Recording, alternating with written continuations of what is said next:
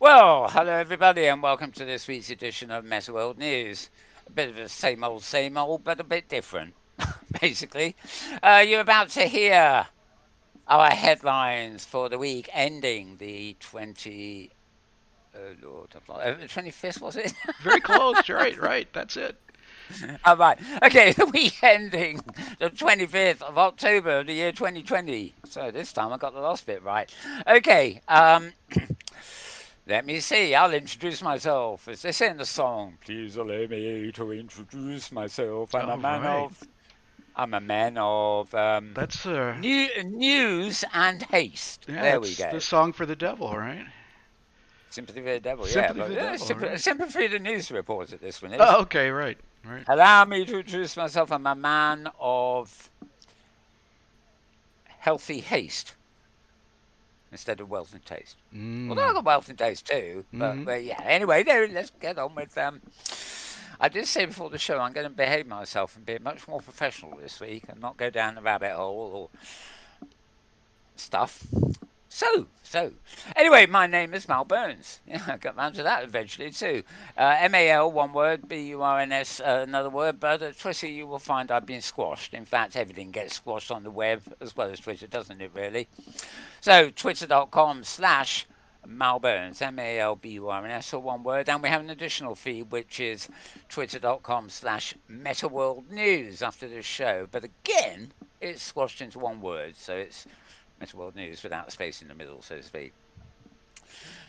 So that's me, and you can basically, the reason I mention that in particular is that the vast majority of the links and things we're talking about here today, you will be able to find the direct links on that feed. I will be reading them out to you too, unless we come across a link that's 1,000 miles long and is not really practical to read.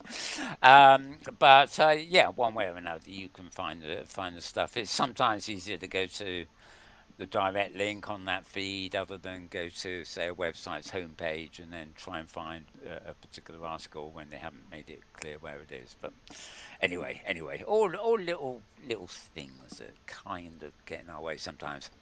But for the moment, I think it's pretty good, smooth sailing today. We've got a whole different way of loading these screens for you. It's not perfect, but it's damn sight better than what we've had. Yes, I think. Yeah. But since it's the first time, we will see. Anyway, the voice in the background you hear is James Atloud. So welcome, James. Oh, Welcome, James. yeah, right. Thank you, Mel. And I've got a shimmery hoodie on today, which is I was just going to say, it's I'm pretty looking, fun. yeah, I hadn't noticed the hoodie bit of it. I did notice the Yeah. because basically every week you have something and something that moves by itself on your I, clothing. I do keep trying to do something a little different. So, and this is Yeah, I quite like that texture. It's sort of yeah, this it is nice. doesn't look it doesn't look uniform. Well, unless you watch it forever and ever, it's got those Forever, right? Yeah, the curves and things, yeah. and yeah. Well, and this is from from the Sansar store, and this is a user named Kiba Takishi. So, thank you, Tiba, for putting out a really fun shirt. Very good. Okay.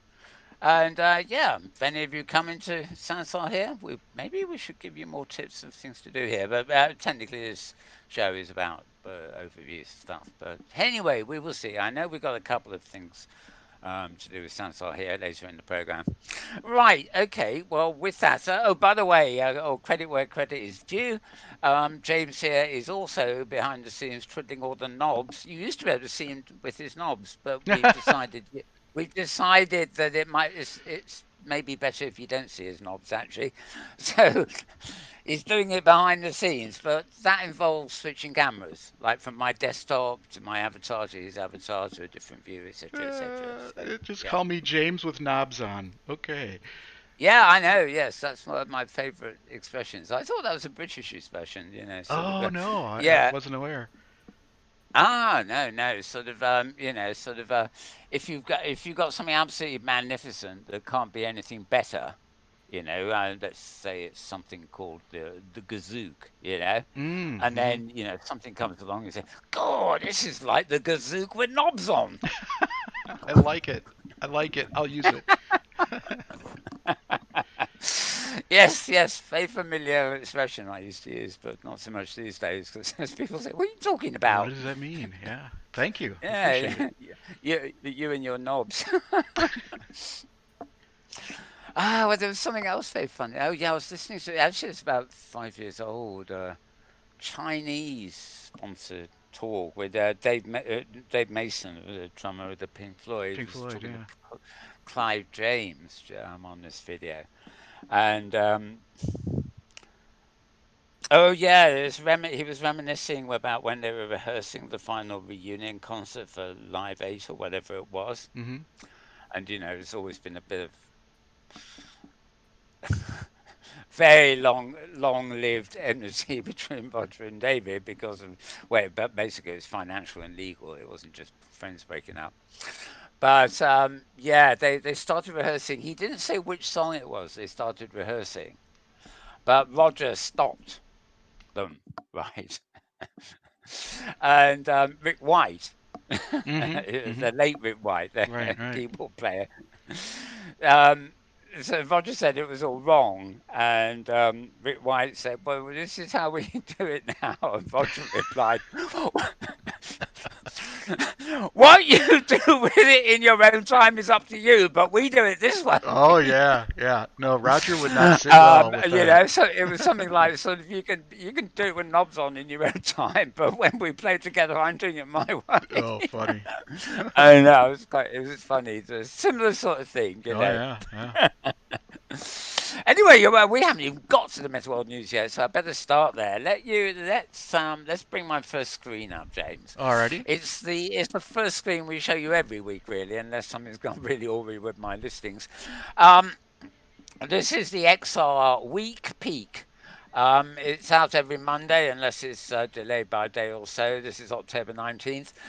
You find this at scarredghost.com. That's SKARREDGHOST.com. And it happens every week. Now, I'm going to give a brief scroll of what's on this, but quite frankly, this would make a show in itself. This has been the launch of Oculus Quest 2, and this event has been so big that basically it would take half of this roundup to Oh describe yeah, yeah. so many pieces about it, etc., etc. And he says he could have been called Quest Week Beak. Anyway, as you see, he's got a load of stuff there. I think one of the funniest things was the photographs came around. Um, Apparently, before shipping, the wrappers for this Oculus were disguised as like domestic irons, that you iron creases in clothes with. Yes. And people were saying it was probably quite a good idea, but it was all done in the Facebook typographic style. Now, I don't know many people who aren't designers would have clicked, but in fact, it was very true. The packaging looked like an iron or something. It didn't say Facebook on it anyway, or Oculus for that matter, but it had that kind of design. Oh yeah. And it element. and the name on the package for the iron was anagram of Oculus, as I Oh, was recall. it? Yep. Oh, now that bit I missed. Yep. That bit I missed. Yep. Right, okay. But anyway, that photo shows the actual real thing. And you were saying last week, weren't you, James? Because you've already got one. Oh yeah. It's, Yep. despite the everything else, it's also considerably lighter. Much lighter. Yeah. Much more If comfortable. yeah, it doesn't look any less bulky. But I mean, obviously, if the materials are lighter and stuff, that's Oh, it's smaller uh, dimensions. It's not as thick, sticking out from your eyes, and ah, and then it has LCD screens, which I thought, oh well, they're not going to be as contrasty as the OLED of the first model, but they look great. They look and they're higher resolution than the OLEDs. So yeah, nice and they're improvements cheaper. all around. They're Yeah, cheaper to make. yeah, They yeah. probably would be. Yeah, I can't see. The OLED really shows up on big screen TVs and things. Hmm. But when you've but LCD screens, they can get quite dense, and they've been used for long enough now. They're easy to manufacture because they've been around so long. Right, right. And yeah, close up, they're perfectly good, I should say. Yep. Anyway, I haven't got one yet myself, so I'll leave the comments to you there. You'll have Uh, to sign a deal with the devil if you get one. oh well, yes, this is coming up later, in fact. Right, So right, right. yes, I've got. Well, I'll do them when they come. It'd be nice if I could drag my links Perfect. here No, that's perfect. into a kind of segue. Yep. Anyway, obviously, as you can see, they're talking about the Oculus things, and WebXR have offered $5,000 to anybody who can jailbreak it. Palmer Luckey has offered another 5,000 of his own money for the same purpose. But bear in mind that Palmer Luckey, well, if you can convince him to part with all his money, that would be quite a good thing because he wouldn't have anything left to promote Trump with. Um, but I don't like Palmer Luckey.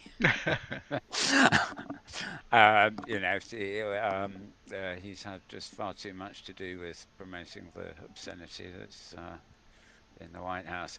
Right. Also added coffee to the offer. Oh, I don't know. Mm-hmm. Yeah, all the controversy, Facebook's telemetry services, Facebook's login, etc., etc.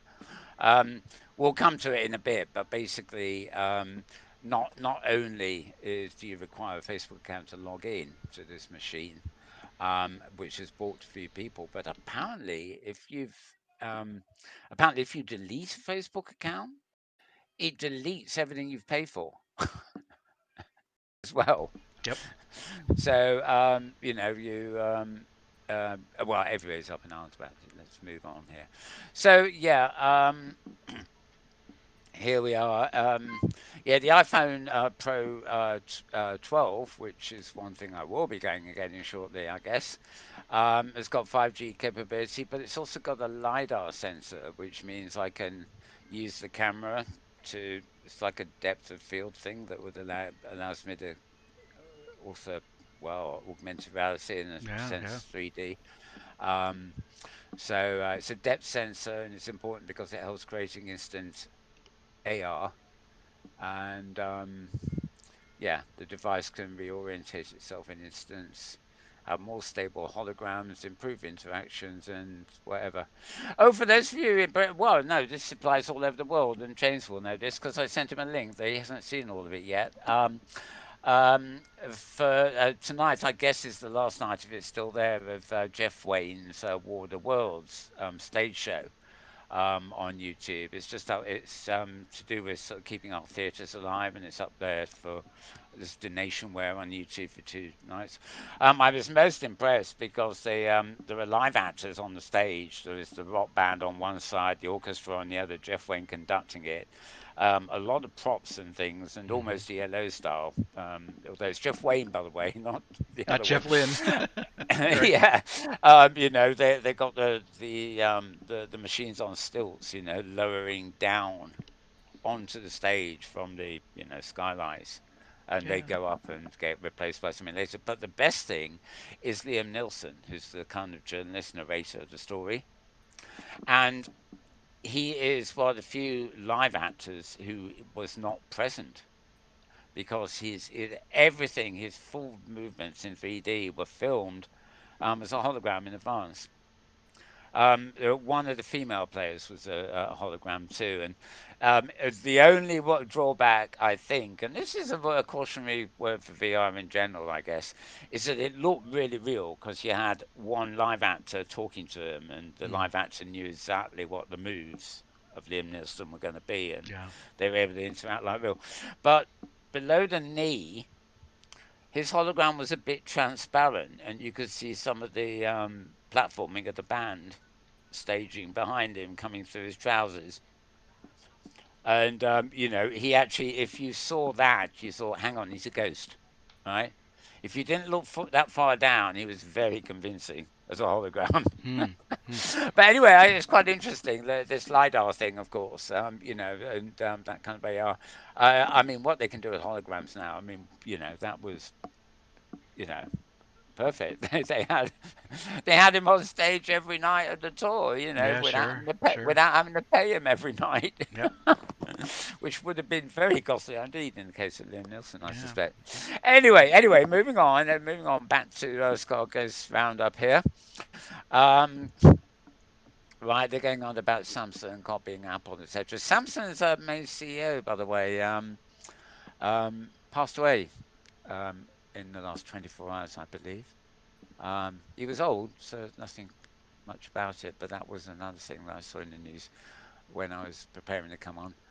Right. Anonymization in VR is hard to obtain. Well, you're damn right it's hard to obtain with Facebook around.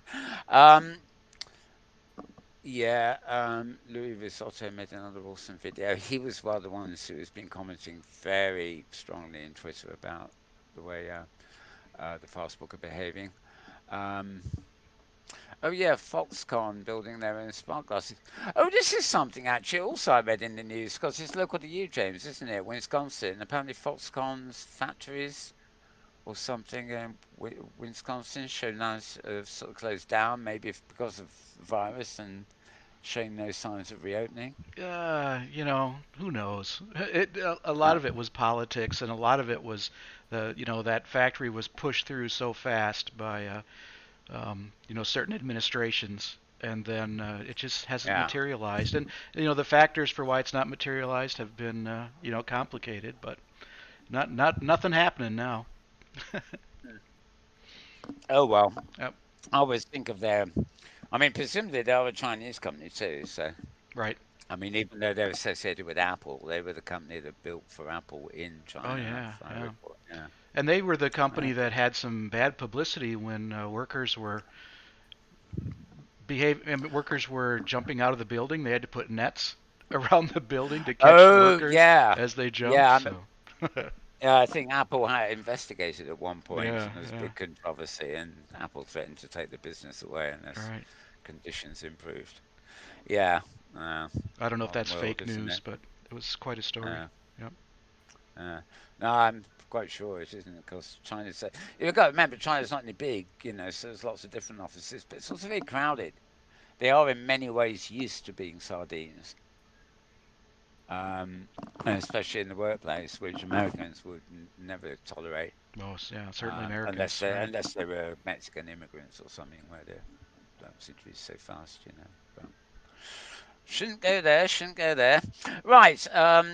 Useful tech for smartphones. Yeah, ultra wideband wireless technology. Um, um, University of Birmingham. Oh, we covered that the Rayleigh haptics last week. Um, to miss the ending wins an award at London Film Festival. Yeah, I have that coming up separately. Um, Here we are, news from partners and friends. Blah blah blah. Always good for me to scan this live with you, just in case it covers stuff I don't necessarily. So slightly different brief, so to speak. Um, Tom Furness, educationalist, VR speaker. Um, Organising for the end of the month. That including him. It's called Dimensions XR 2020, and it will be held digitally. Right. I'll have to check on that. I think I may have registered for that anyway. Yeah. So a whole load of links there and everything else.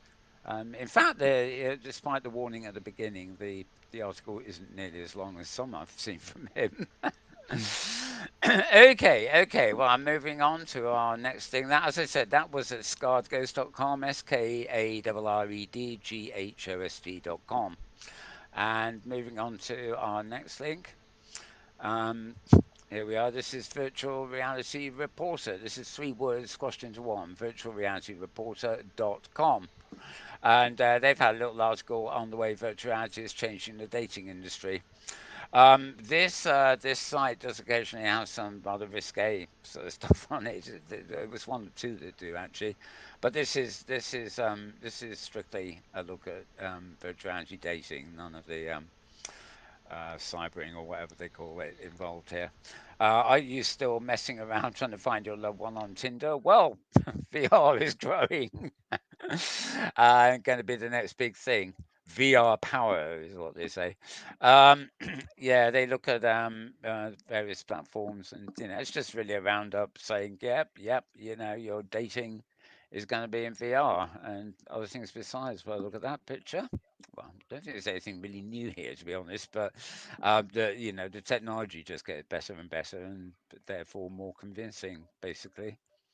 And of course, there's no shortage of strange attachments being sold these days that you don't necessarily put on your head, and that immerse you somewhat wherever they're attached, shall we say. Right, I'm not talking about gloves and boots either. Right, You're talking about teledildonics. teledildonies. That's Yes, right. that's That's the the word. official word, Yep. isn't it? Yeah. Yes, indeed. Okay, right. Well, you said it, not me. Right, VR dating today, real and virtual opportunities, etc., etc. All very tarted up, very polite looking. We also seem to have a video there. I wonder if that is safe to play. Oh, now look at that. Maybe that's a video that YouTube did not appreciate. Look at I cannot show it you, basically. So that's that. Anyway, this is Virtual Reality Reporter. 3 words squashed into one. Too long for me to read out, but virtualrealityreporter.com. And you can, of course, find it on the feed if you didn't get that written down. Right. Let's see. Move to the next one. Oh, God, not that business again. Right. Virtual reality game that integrates tactile experiences using biometric feedback. This sounds like the sort of thing that Zuckerberg might want to incorporate in its salad layer. Um, who knows? Who knows? Right. That's a snapshot of the game.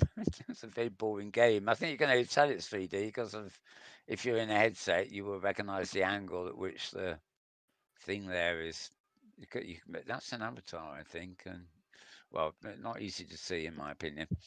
Um, last decade, increasingly sophisticated, immersive, realistic, etc., etc., and uh, using electronic wearable devices. Right, that's okay. This is from researchers at a place called Nagoya University's School of Informatics. There you are. I've highlighted it briefly, and they published a paper in the Journal of Robotics Networking and Artificial Life, which uses the player's biometric data to create a spherical object in the VR space that beats in alignment with his or her heart.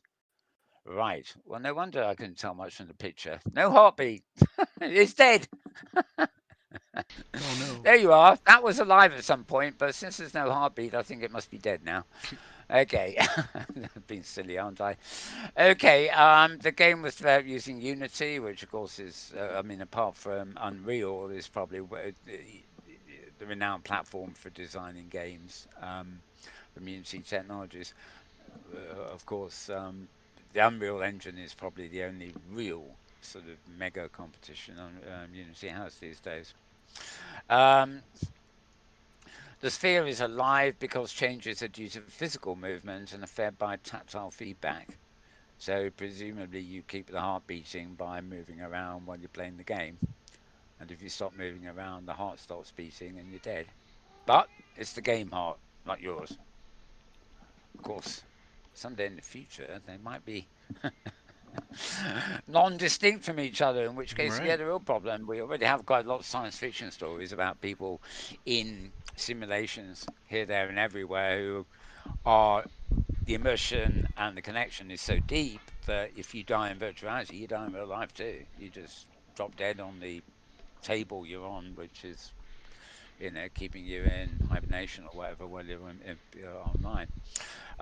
But we haven't got quite that far yet. Not yet. Um, I think it was Charles Stross's Halting States. I had a bit of a debate with him on Twitter recently. I think it's one set in Britain here, and it involves a future where virtuality is used in the prison system. In other words, when people are sent to prison, they are immediately, matrix style, put into hibernation and put into virtuality. And the actual virtuality, it's a sort of shared experience, but not everybody shares the same thing. And the story and the backstory you get put into is sort of um, relevant to the sort of punishment you're getting for whatever crime you committed. Hmm.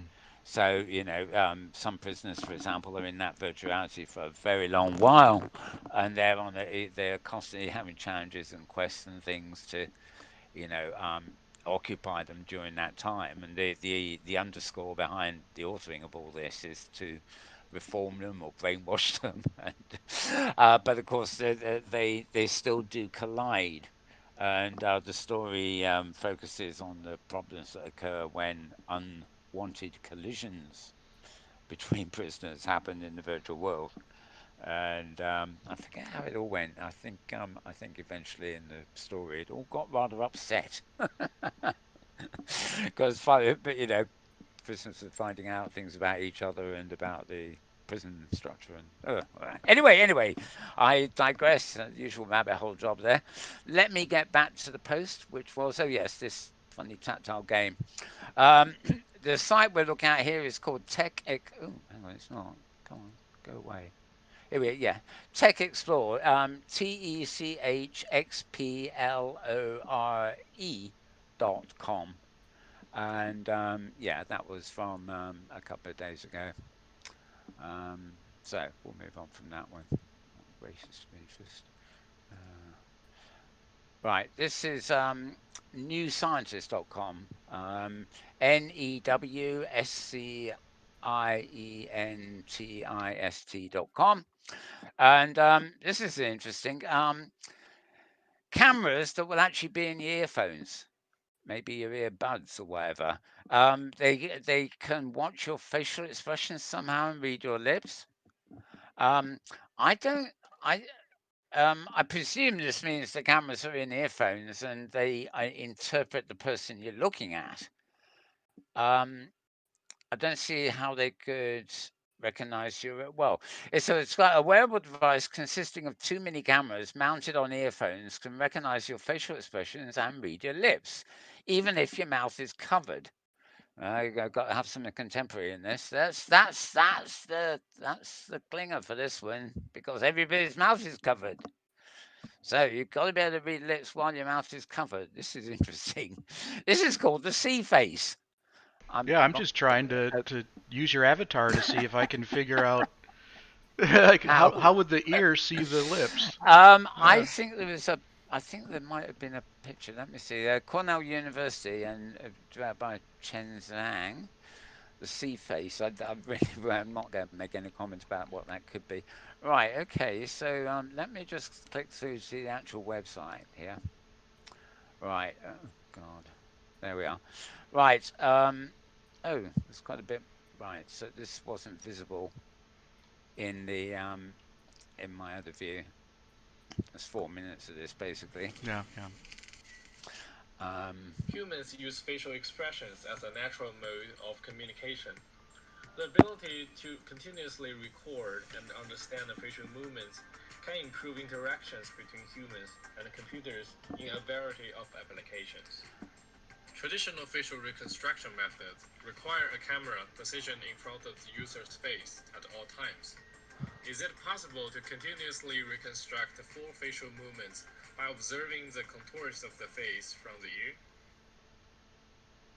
We uh, present C-Face, an yeah, I know. Mhm. ear-mounted wearable Mhm. sensing technology that uses two miniature cameras to continuously reconstruct facial expressions by deep learning contours of the face. Oh, they look like Yeah, my yeah. earphones. Okay. We embedded the miniature camera into the earphones and headphones. Okay, so they're facing The ear-mounted outwards. camera Yeah, firstly yeah. captures the deformation of facial contour. When facial muscles move, the contours of the face change from the point of view of the ear-mounted cameras. These subtle changes are fed into a deep learning model, which continuously outputs 42 feature points, representing the shapes, positions of the mouth, eyes, and eyebrows.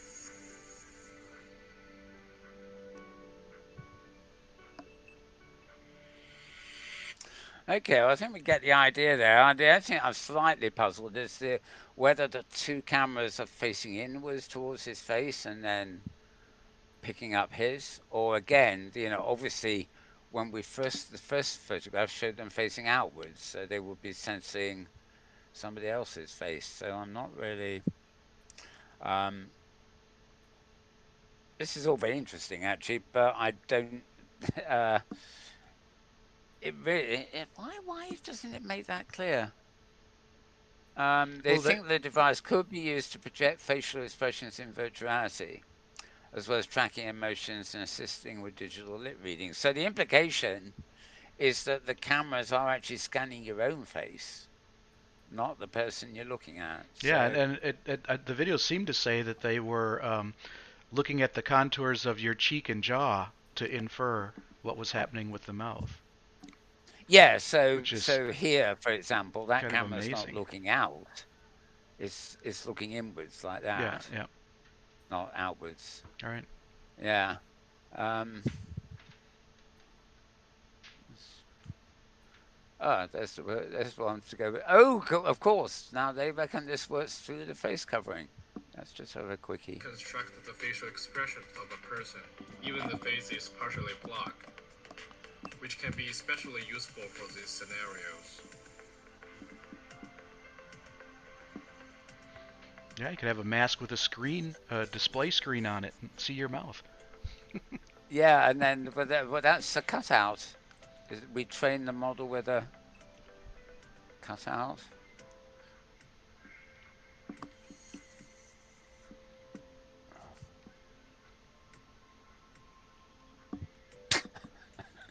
Can't really demonstrate it without contorting your face, can you?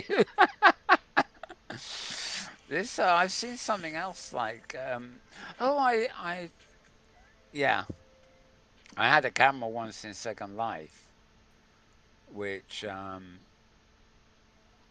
you had to be part of a group that used a website. It's not around anymore to make it work, but the webcam was scans the points of your face in this similar matter, and it made the avatar.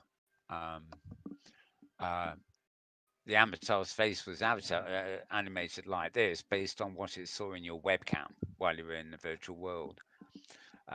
This, on the other hand, is um, something else.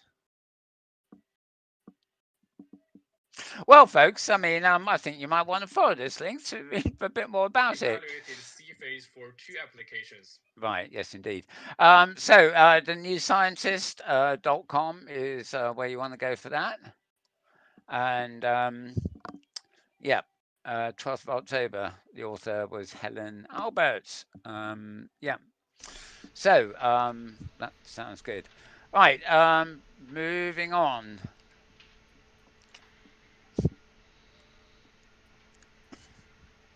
Okay, this is uploadvr.com, uploadvr.com, and they're talking about a powerful, yes, powerful indeed, VR movie, and it's called To Miss the Ending. This was hinted at in the Skull Ghost thing at the beginning of the week. It's actually won London Film Festival's Immersive Prize. Basically, that's all there is to it, but highly acclaimed. Um, and well, we can just show you very briefly a little bit about what it looks like. It's only 1 minute 34, so. I take full responsibility and accept the consequences of this procedure. When I was a kid, my brother and I used to play by this river. We made boats for it and raced them. Later, when we grew up, I came back to visit, but it had stopped. My friend Anne, it was murky and brown, but it used to flow and carry our boats. For a while, we'd walk past it and dream about living digitally. She said she was fed up with living in a world where you could get watches that monitor your blood pressure, get self-driving cars, but still couldn't get automatic ramps on public transport. Plus, imagine being bodiless, no calories to count, no chronic pain, and no men sending dick pics. Please. I Okay. didn't catch that. She said, and no men sending dick pics. Oh, okay, that's a good thing. Yep. Right. Yeah, the piece is described as a compelling meditation on the modern climate. Starting out in a barren landscape, the characters' recollections begin to paint the scenery with buildings, rivers, vegetation dropping into existence, made up of digital blocks. What sets out as very sparse quickly begins to pile up, an unnerving sense of claustrophobia boiling away as the additions, often tied to painful memories, keep stacking. Um, I'm going to move back here, the first paragraph. Viewers start the piece in the middle of uploading their own existence to the platform, in the story, of course. But after an error, you are instead taken on a fragmented tour of the uploaded memories of five other members. Each voice contends with the other as they recount real memories through digital interpretations, and the platform buckles under the weight of the confusion. So, it is. It increasingly happens, although not surprisingly, I hasten to add. But these immersive experiences, which are kind of either in VR or they're a cinematic thing that is like VR. Um, the subject matters also often seem to refer to virtual reality itself or technological change and things like that. Um, Maybe it's just the fact that, it is a new medium, and the more often than not, 9 out of 10 authors are focusing on that medium itself, if you see what I mean. But like everything else, they actually mention at the bottom here, and all of this strikes an especially powerful chord coming off the back of the launch of something called Oculus Quest 2, which is a headset that requires users to have um, a Facebook, who are they, account, and locks anyone out of the ecosystem if your profile is incorrect or banned, basically. Even the reviewers of stories are now warning you that you might not be. you, you can only get into it with an Oculus, and even if you've got an Oculus, you might find that you've been banned and can't get into it anyway. So prevailing wins there. Um, yeah. So anyway, find this trailer, upload VR, all one word squash there, .com. Right, a company called Pimax. I think I was idle too long. I keep getting this alert on every page. Need to reload, need to reload. Right. Um, Pimax has scored 20 million US dollars in Series B funding round. Um, we covered Pimax about something recently. Mm-hmm. They recently held a quick start, a Kickstarter, sorry, tongue twist there, crowdfunding campaign, and achieving over 4 million US dollars. And yeah, they're basically designing various headsets and things. I can't say I'm a big fan of that one. As if headsets aren't bad enough. Hard edges like that. I mean, I suppose they might appeal to a superhero fan who's like squared off masks or something, but I don't know. Give me curves, Well, it's please. it's super widescreen inside, and 4K Yeah, resolution, so it but needs room for those screens. yeah, but if they could just smooth the curves a little bit. I mean, the hard edges a little bit. Yeah, yeah. I mean, it's just Maybe if it's I their saw their somebody wearing branding. that, Yeah. yeah, if I see somebody wearing a headset, right, like the Oculus one, it's just sort of curvy and things. Now, I don't like it. I think it's antisocial, but at least the aesthetic could be isn't so bad, as long as it's on somebody else, of course, not me. But if I saw somebody wearing this, I mean, I'd be even more upset because the aesthetic there is menacing. You know, it's like hard concrete rather than organic. It's just it gives the wrong vibe. Um, and there's nothing. Well, there's a curvy bit on the top, but I don't know. I just don't like the front of that thing. I find it looks menacing. I imagine in 100 years' time, that's what police will be wearing. To get to it'd be styled like that Like to like represent. Judge Dredd. Yeah, it'd be styled like that to represent the oppressive power that they have. Well, I know what But not to get you for Christmas. you do indeed, yes. Go on, my Oculus Quest, my dude. Yeah, right, right. Okay, that post is at vrfocus.com, vrfocus.com, and we're putting it away pretty quickly. It's upsetting me. Really is. Da-da. Right. Okay, this is site news.bitcoin.com. So that's news dot bitcoin.com. And Ethereum is a virtual currency, by the way, a bit like Bitcoin or maybe part of Bitcoin. I've never figured out how it works, quite frankly. But anyway, I mean, uh, oh, I've forgotten the platform offhand. So, blah, blah, blah, blah. It's not the new one, Solarium. Somnium Space, that's it. Right, is relies on Ethereum coin as its currency. This game features Atari and Care Bears.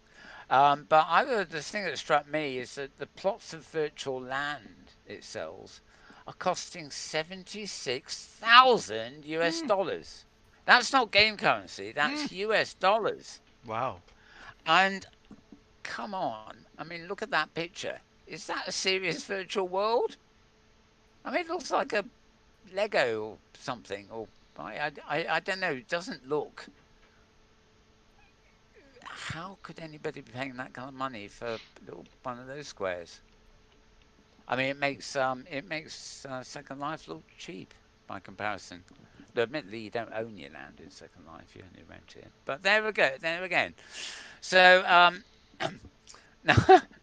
now, there's a great. No, I can't get over this word. They're called NFTs, and I thought it was non-refundable tokens, but it's not. It's called non-fungible tokens. That's what an NFT is. And a great number of them have been selling on various marketplaces this year, creating tens of thousands of dollars in non-fungible sales. One particular platform is called the Sandbox, saying virtual land parcels worth thousands of dollars worth of ether. The Sandbox is in a virtual world that lets players create and own blockchain-backed virtual items in the metaverse built on the Ethereum network. And on October 18th, Sandbox revealed that two 6x6 estates doesn't 6 watt by 6 watt inches have been sold for 210 ether, which is actually the equivalent of 76,931 US dollars. In other words, 28 times the original price. And well, this is another one of those worlds that is making great play out of referring to themselves as the metaverse. Um, almost as offensively as the New York Comic Con, actually, but that's over, so we'll forget it. Um, that's a kind of map. Again, not a patch on the land area of Second Life. That presumably is the bit Atari have bought. Where's the Care Bears? Don't know. Can't see that. Oh, Pong. There's something very old school about this, considering the money flying around. Hmm. And oh, come on, you pay money for that? I just want to cry here. It just seems to me how I know we haven't got photorealism in virtual worlds yet because unlike movies and games, it's a two-way process. You've got to cache stuff and send it up live, but you know the first ever version of Second Life in the year 1999 was better than that. I'm Anyway, you'll find that information at news.bitcoin.com if you really want it. That is, but I'm under an obligation to cover it, I suppose. Hmm. Right. VR Focus again, vrfocus.com. And Fundamental VR, we've covered them before. It now supports yeah, this is God, it's a good job I'm not in medicine, isn't it? I mean, I can never pronounce these words, even the ones that everybody else can. Um, op, no, off the, it's PH is an F and TH is a th. O, ophthalm. Anyway, you might want to look up that word. I don't. Eye doctor. Oh, really? Oh God, oh, okay. Maybe that I've got an eye test on Tuesday actually. Mm-hmm. It's a diabetic eye test, There's but there's optometry and then there's ophthalmology, and okay. I always pronounce that P in ophthalmology. It's ophthalmology, but Off, yes. So the yeah, yeah. pH is the All right. uh, oh, ophthalmology. Okay, right. Okay, I can understand it now. It's broken down. Yeah, but it didn't when it wasn't occurring to me how to break it down there, Mm-hmm. basically. Mm-hmm. Right. Yeah. Well, maybe this has something to do with maybe the person that's doing my eye test will have something to do with this. Similar sort of kit, similar sort of eyeball too. Come to think of it, I'm glad they're not playing with my eye like that. Ooh, it's nasty. Um, right, it supports off-the-shelf devices such as Oculus Quest. Oh God. Do you? Yeah, in other words, to get an eye test, I'm going to walk into a surgery and the person doing it is going to have an Oculus Quest on. No, no, no. Well, so long as they don't have that squared off edge one. I've forgotten his name already. Pimax. Anyway, VR is getting into absolutely everything now. Fundamental VR is a virtual training platform. Basically, they started in 2018, so only a couple of years old, and they combine patented haptics with realistic visuals to teach surgeons various procedures, including spinal pedicle screw. Oh, that sounds very rude indeed. I don't want a spinal pedicle screw, thank you. Keep your screwing equipment to yourself. Right, and total knee arthroplasty. Yeah, well, we live and learn, don't we? Mm-hmm. I don't know whether I've actually learned the pronunciations there or not. If I come back here, I'll be in just as big order as I was before. Anyway, as I said, VR Focus, vrfocus.com has that article, and as you can see, there are links that take you, to the relevant people, so to speak. Right. Um, okay, this is a different site. This is called The Hustle. And it's a co. It's a con without an M. It is how's it? THEHUSTLE.co. And somebody is quoted as saying, "We will allow everybody to fully express themselves in the digital world." This chap is the co-founder and CEO of Genies, and he's telling the Hustle site his vision for the avatar tech startup and the future of digital identities. Yeah, right in our ballpark, although out of the blue at the same time, if you see what I mean. I really can't tell you much about this. He had his first startup when he was in college with a messaging app called Blend. Never heard of it. When he was a junior at the University of Michigan, and yeah, and well, basically, as you can see, there's a little interview with him. Very much a new generation guy and stuff. Um, Asked how big the opportunity is, he cites Fortnite, which sold $1 billion in Avatar skins alone last year. I can't believe that. Fortnite is really probably the biggest. I've heard a lot of people have said, what was it that Fortnite just came along and it got everything right. I've never tried. I mean, I think I'm the wrong generation to have picked up on it at all. But Mm-hmm. Mm-hmm. yeah, I'm not quite sure what they got right as opposed to anybody else. But they are big. They're very big with virtual goods. Anyway, his thing called Genies. There's a little poster. I have seen worse, including that one we looked at a couple of minutes ago. um, if you want an instant cartoon, even if you've got a photorealistic avatar, the way to do it is to have a very big head and a very small body. That could be totally photorealistic, but it would still look like a cartoon because of the way the huge head is juxtaposed on a small body.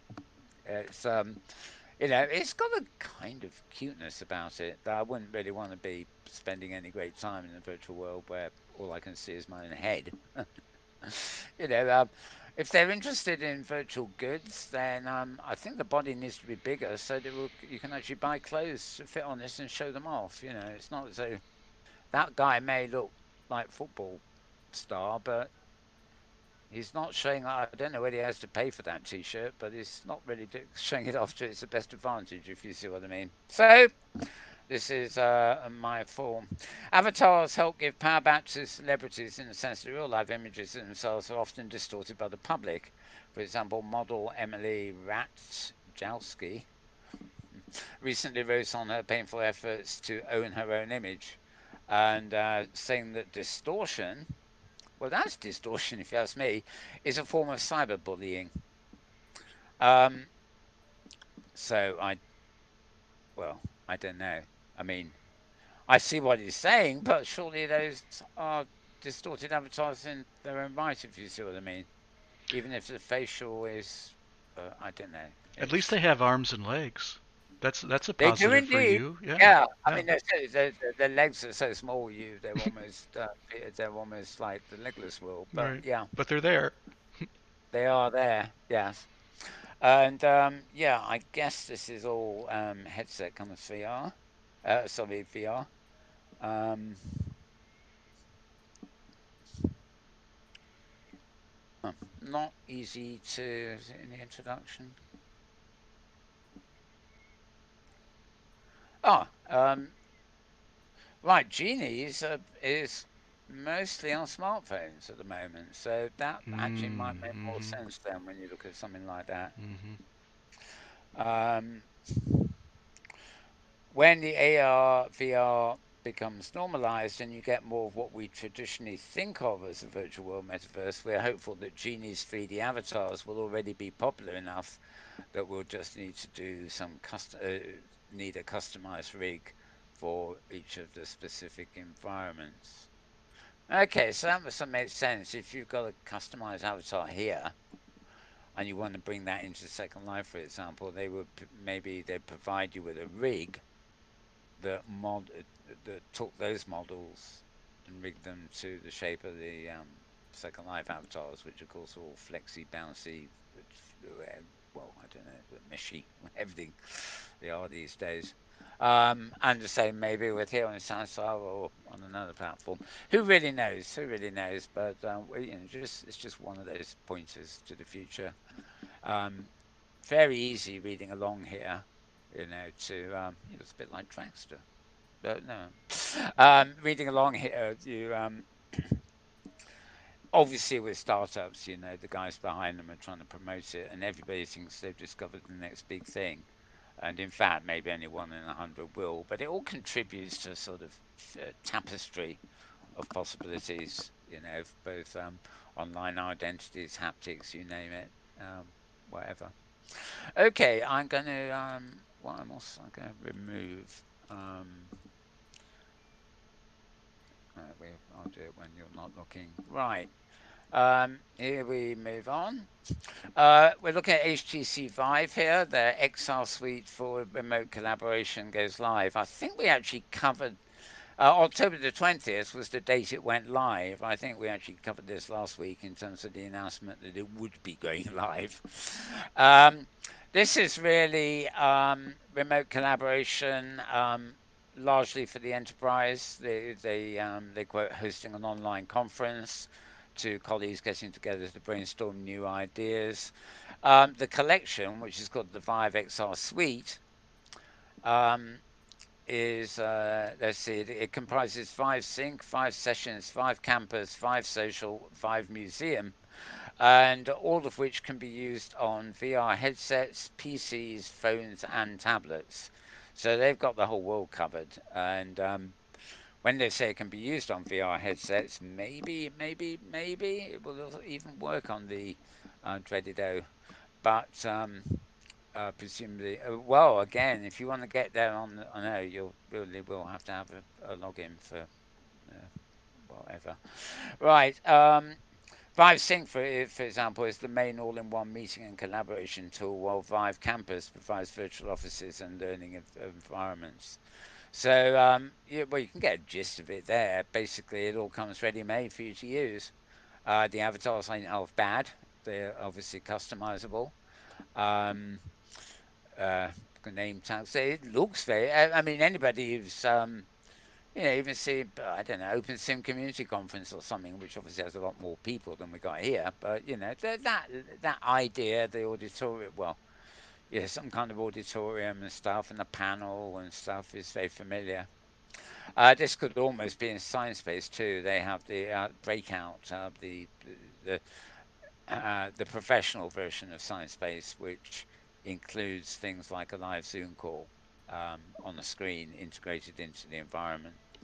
Um, not bad there, and well, with that kind of quality, that just proves that you really don't need to have a Facebook account to experience VR because there are a number of other headsets around that are not manufactured by said company.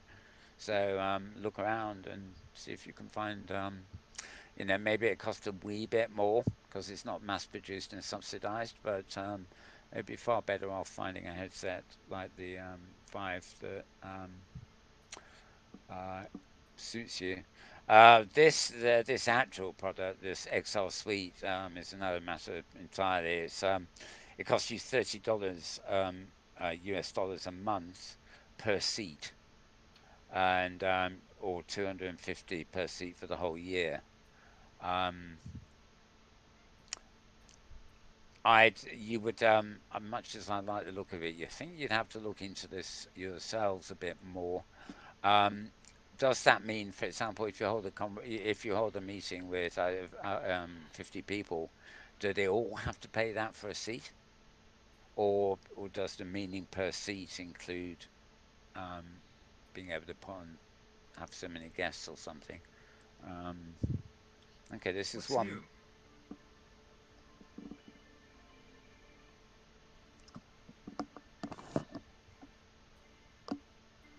We used to look forward to the new, but these days, new is getting a little tiring. What's next? It's time to go beyond a 2D screen and leverage the productivity benefits of being together in a shared 3D space.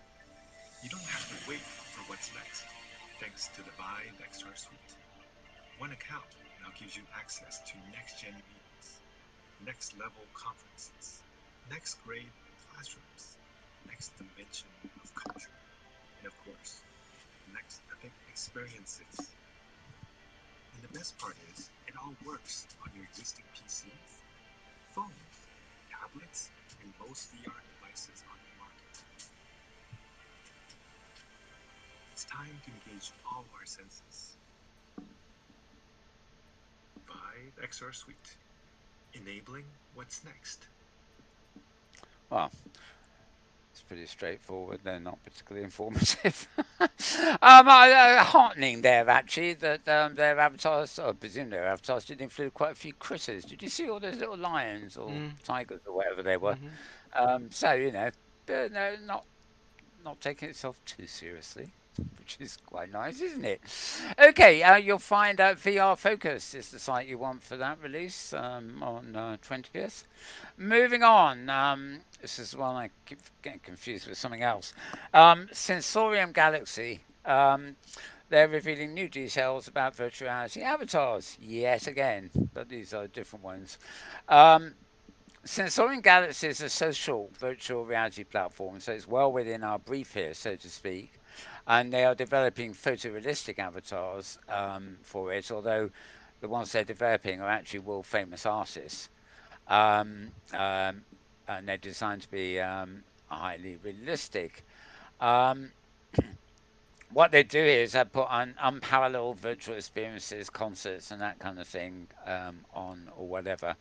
What is not made clear here is I know particularly that just in something as basic as Second Life, where not everything the avatars can get very good there, but they're not photorealistic per se. But um, if you get an avatar of say a lookalike of say Marilyn Monroe, most times it be classic film fans or stuff that want to buy it and wear it. In other words, they want to inhabit the identity of Marilyn Monroe. Younger kids may actually want to inhabit the identity of their own favourite pop star. Beyonce or something.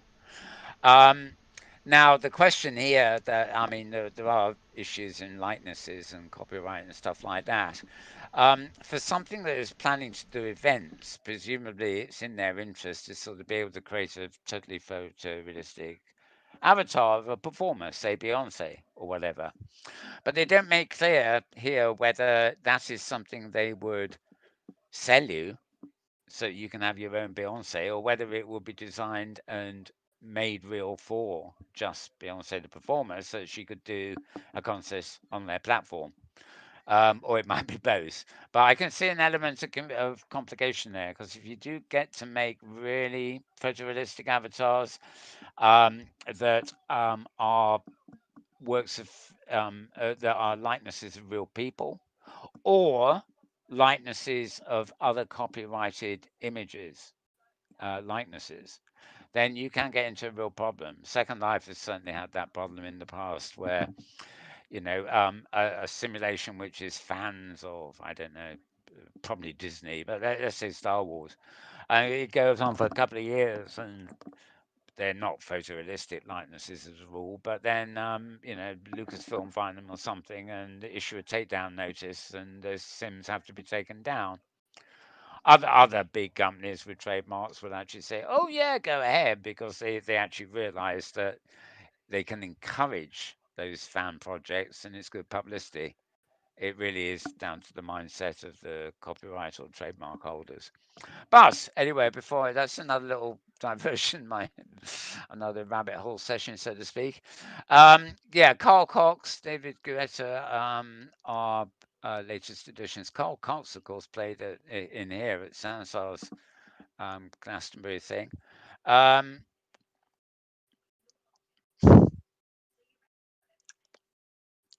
um, okay, Prism World is a unique hub for music concerts and festivals. Okay. And it says also a social media platform, so it's you can use it for your own thing. I like the idea it's on everything, um, PC, Android, and iOS devices. Um, any of the leading virtual reality headset brands, so can presume that includes the controversial one. Um, yeah, fairly basic information there. But from what I have seen of it, I don't think there's a video clip on this. No, there isn't on this item. It certainly looks the part. Um, um, where you're mixing high resolution reproductions of real artists and avatars enjoying themselves in the audience. Um, Using full CG computer graphic avatars and musicians, they can overcome the current limitations of one-dimensional music experiences, and artists can take their creativity to the next level while engaging fans in the most interactive way possible. So, a bit like Sansar here, which commercially pitches itself as an event space. Many events actually take place here that aren't listed in their directory, so to speak, because they set them up for closed audiences, not small audiences, just for closed audiences that you register at Eventbrite and pay your money and get a link into a sim here, for example. Right. Anyway, this article is at arpost.co, so arpost.co. No com there or anything, just co. Right. Let's begin with how virtual reality is used in mental health care. This was an interesting, and what makes it uniquely effective. Um, what can I say? If you're interested in this sort of stuff, a good read, Dr. Bollock. Sorry, Bullock. God, I'm making mistakes today, aren't I?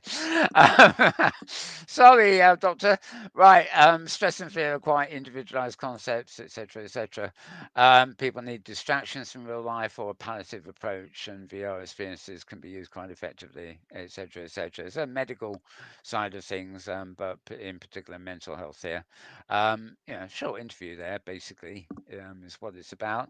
This is at Stanford University, so you will find the link is MED, as in medicine, med.stanford.edu. So med.stanford.edu. And as she says at the beginning, it's a pretty broad subject, but if you're interested in that kind of thing, a bit of good reading for you there. Okay, this is another site we get now and again. I know I've posted this a few times before. She's called Suzanne somebody. It's SuzanneShowcasingVR.com. So I'm gonna have to. Well, here goes. SuzanneShowcasingVR.com. So SuzanneShowcasingVR.com. The Suzanne Showcasing VR is squashed into one word, then it's a .com. And she's also looking at VR education. VR education uncovered. Sounds like a scandal is breaking here, doesn't it? But no, she's actually talking about being a student in virtuality, and especially given the locking down to mitigate COVID-19, etc. And there were many voices championing virtuality for education, her own included.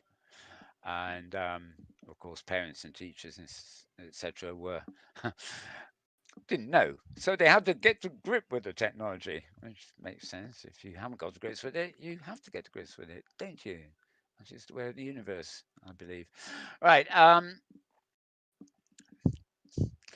No immediate access to virtuality headsets was a bit of a barrier. Though, of course, as we know, there are plenty of VR or virtual worlds, virtual spaces available on 2-year 2D screens, I should say. There's also a minimum age requirement, which was generally 13 years old, meaning that a high proportion of students were not eligible for using VR anyway. Interesting point there. I know there's a digital divide in terms of money and affordability, but didn't know there was a thing about 13 years old. Interesting. Right. Expert is okay. Well, she then reports on her experiences. It's a very good way to learn if you don't know about virtual worlds, or a particular virtual world, especially as somebody goes in there and spends an amount of time in there, particularly for one thing, and then gives you all their impressions. I find things like this are much more rewarding to read than something that is just a plug for a platform or a plug for an organization who's doing something on a platform, which, when you think of it, most of these links we have every week do fall into one of those categories, whereas this is just somebody's experience as in education. They include things like big screen down here, which is more of a social screen. It's like having a cinema in your living room in 3D, and you can watch things with other people, or have a whiteboard by the look of it there. Um, yeah, so the classes, takeaways, um, rec room, right, was another one she was in, obviously. Um, her favorite lesson, self-portrait, no doubt. No, maybe not. Rec room maker pen bootcamp class. Oh, I love it. Anyway, as you can see, she gives you quite a lot of info there. She's gone into quite a depth, and she's not limited to one platform. She's more or less just limited to using VR for educational purposes. And her viewpoint is that of a student. So, as I say, you can find that at SuzanneShowcasingVR.com. If that's too much of a handful, just go to twitter.com/malbones and look down my feed to what would I think have been roughly around the 20th. I think that would have been. I'm guessing because there's no date on it here. All right. Designers are exploring ways to introduce users to a mixed virtual reality. October 19th here.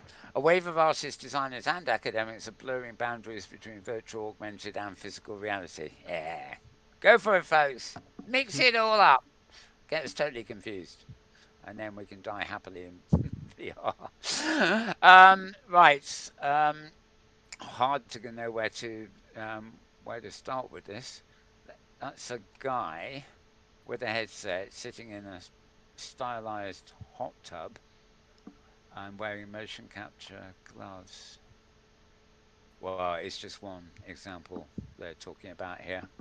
Um, very colourful, picturesque sort of stuff. There was one that I haven't used, but I was looking at this morning. It was the landing page of a company, and the landing page was just it's.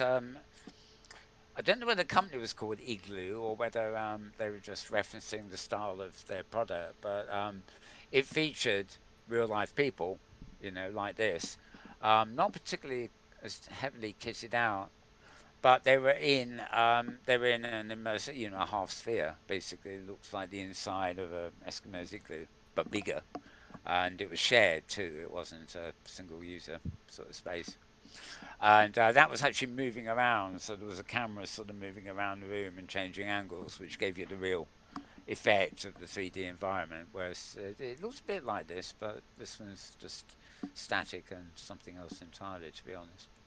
Um, right, a lot of background stuff. And what on earth is going on there? One asks. That looks like a kindergarten. Except they're all adults. That's definitely not a kid. Right, no. Moving on down. Right. Okay, architecture can't even match where gaming culture is right now in terms of experience, engagement, and inclusivity, says Wolfman, underscoring the field's history of exclusion and relative silence on issues from Me Too to Black Lives Matters. Our tools are open for critique. Um, okay, I can't even recall everything I read in this, so let's just give you the link. It's metropolismag.com. So metropolismag.com. And very general articles you can see about artists, designers, and academics, but a lot of different, not a huge article, but a lot of different stuff covered in that generally. Right, I got an alert for something called an in-world review. I wonder what that is. Right. Oh, go away, go away. Right. Groove Science Studios makes world debut of VR concert technology. Well, here we go again. Here we Mm-hmm. go again. GSS, they're called. They're in Denver, Colorado, and they're making announced the world debut of Artist Link. Yeah, that's innovative, isn't it? Right, the start of a new era for musicians globally, unlocking the ability to easily tour from home and delivering state-of-the-art virtual reality production to audiences worldwide. Artist Link is the latest addition to Soundscape VR, groundbreaking platform developed by GSS to power immersive music-based experiences.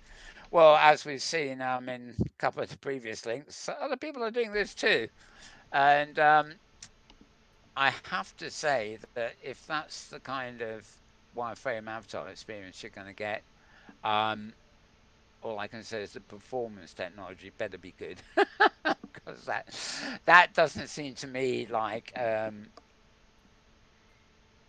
engagement. I mean, look, there's an avatar down there, small, typical pose you see in photographs, up there with his arms out, sort of bopping around like he's dancing and enjoying himself. It's probably a few seconds of animation that just goes around in a loop and creates the impression everybody's enjoying themselves. And I suppose if people haven't been into a more realistic world, they think, "Oh wow, look at me in a wireframe bouncing in an animation."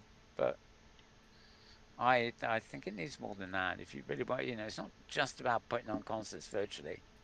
If you're doing that, you might as well just do it in YouTube or combine YouTube and Zoom or something. You can always use a virtual world for a background just to do, light shows or something. You know, You I, know, I I attended an event in a platform called VARC. Have you heard of VARC? vaguely heard of it. Yeah. Yeah, and it was very interesting, and it was kind of a typical concert setup as far as a Mm. musician performing. But then I went to one environment where the performer was sitting right next to me, and then was speaking Oh, directly to me and dancing around me, and it was quite engaging. This was in VR, in a VR headset, yeah. so that was it was like a concert just for me, the observer. So what, VRAK, Vark? Yeah, yeah, Uh, so it was like a single instance. Yeah, so it was just for you alone, but it's probably an instance of the same thing. It's probably an experience yeah. everybody gets for And themselves, but I you would don't say know it what was to do. pre-recorded, so Oh it was yeah, a yeah. playback. Yep. But pretty That's compelling. that's a bit like the not the same obviously, but the Shangri-La thing that happened here at Glastonbury time. Yeah, Um, yeah. I think I mean the thing missing there was having light shows or stuff at the back of the stage. The stage tended to be dark, but you then had these transparent real life um, musicians, obviously filmed against a green screen, which you couldn't see. They were on a layer in front of you, and then there was the stage itself in front of you, and then you were in the audience. And then there were some big screens displaying stuff up in the air. And you could imagine that being a real venue. The only thing that clicked for not being there was any kind of background on the stage. In other words, a layer between the dark back of the stage and the green screen performers. So it's a bit like a backdrop, as it were. Hmm.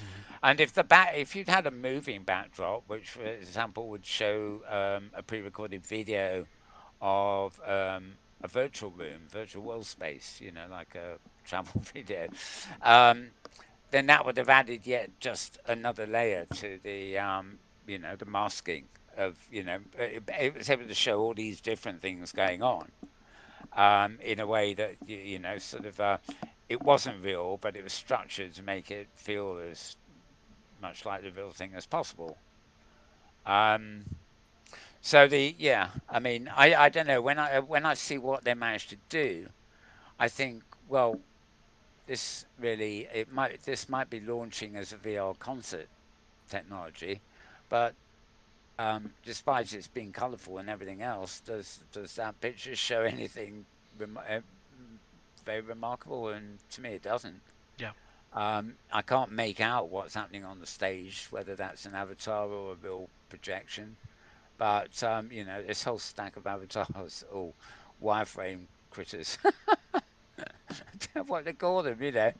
I mean, you could get that effect in Second Life by getting into wireframe mode, I suppose, and colorizing it. But I mean, why bother when you've got something a lot better? Um, I don't know. I don't know. But anyway, I'm delivering the news. Am I not? Yes. Um, this actually is. Oh, this is a bit awkward.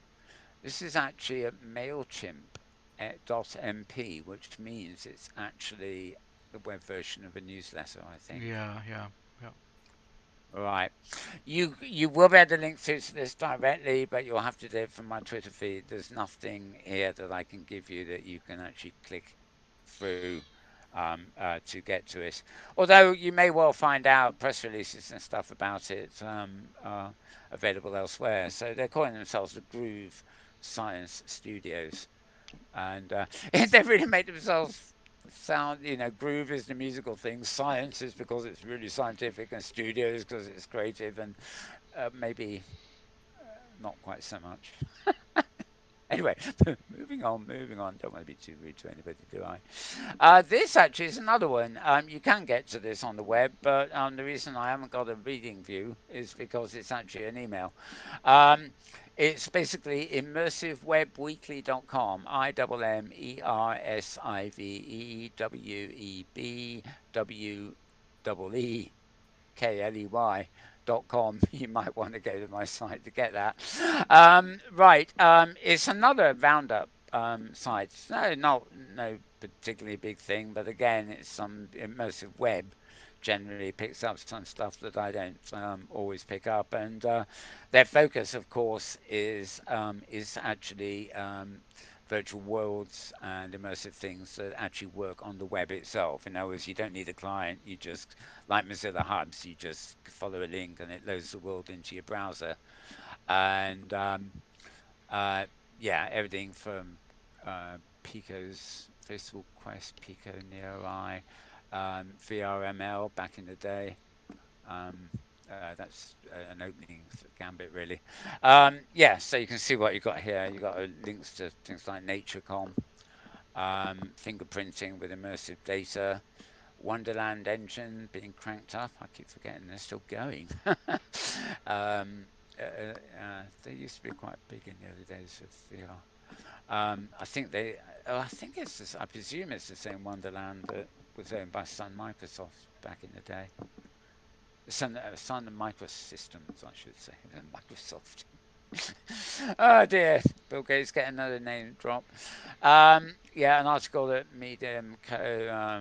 WebXR with Babylon JavaScript and XR journey from native to web. Yeah, so I can't get you to the bottom of this list, but a few things there you might want to read. So immersivewebweekly.com is where you want to go for that one. Right. VRFocus.com again, VRFocus.com. From environmental to social VR tackles global issues. Um, this is part of the VR Focus Awards. They claim to be the largest ever survey on the VR AR market. VR Days Europe has been chosen to be ambassador of Global Impact Award. And this is coming up fairly soon. I presume a lot of it must be online this year. It's November 4th, 5, 6 in Amsterdam.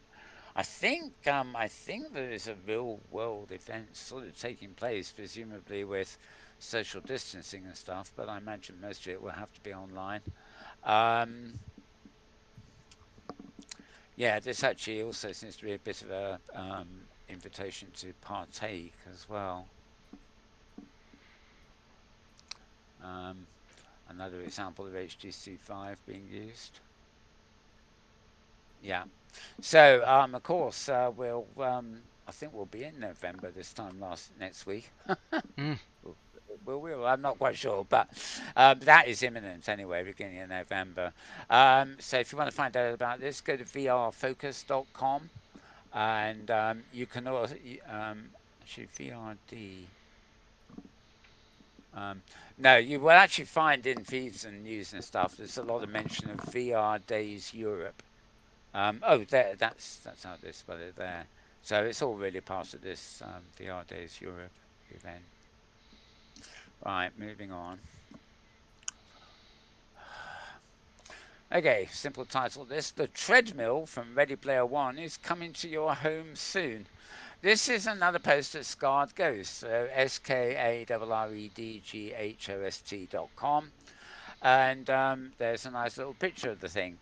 This is basically a review, and as with anything on this site, it's not short. It's long. It's a big long page with embeds and everything else, to go with it.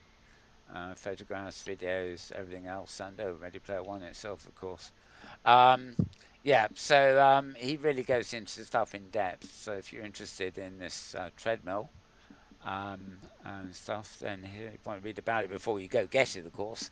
This might be a good stopover for finding out a bit more. So scarghost.com yet again. This again is more technical. I mean, this if you are an investor in virtual world, or in the financial side of things, this is 7 sort of straightforward investors, basically, where they're venture capital or investors generally. But again, TechCrunch pulled them together for a discussion on augmented reality and VR startup opportunities in 2020. It's still early. Well, it's not that early, but it's no longer too early, etc., etc. So they're the kids having fun there, and something that's been censored. But look at it there. Don't know what's going on there. Um, and yeah, they got a panel together. I can't say I know any of these investors, but they were the 7 investors who they got to sort of talk about things. And as you can see, the article goes on. They give a section to each investor and their thoughts for what's happening in the current market. So obviously, people invest in these things have a slightly different take on it than casual users, to put it mildly. So it could well be interesting for some there. So that's at TechCrunch.com. That's TECHCRUNCH.com. Mm. Sorry, I just had a sip of my coffee, which was lovely and hot at the beginning of the show. Right, no longer A little colder now, I imagine. a little cold. Yeah, it Yeah. counts as cold coffee now. Yeah. Right, right. Okay, moving on from TechCrunch. Polygon.com. Don't know much about this site. It's Polygon.com. And actually, the link to this said something totally different from the article title when I got to it. Um, the title is The VR Revolution Has Been 5 minutes away for 8 years. What keeps virtual reality stuck in the future? Um, Now, it sounds like they're highly critical and saying why hasn't so much been done. But actually, when you read it, it's not quite so much that at all. Yeah, I think it may have been the link that led here. I think they may have sort of deliberately tried to come up with something that was antagonising so people followed the link. Anyway, it's really just what it says. It's asking why, um, the storytellers and innovators haven't, done more in virtual reality. It's either better than it's been before, at least a few years away from mainstream acceptance depending on who you ask. Um, okay. Uh, oof.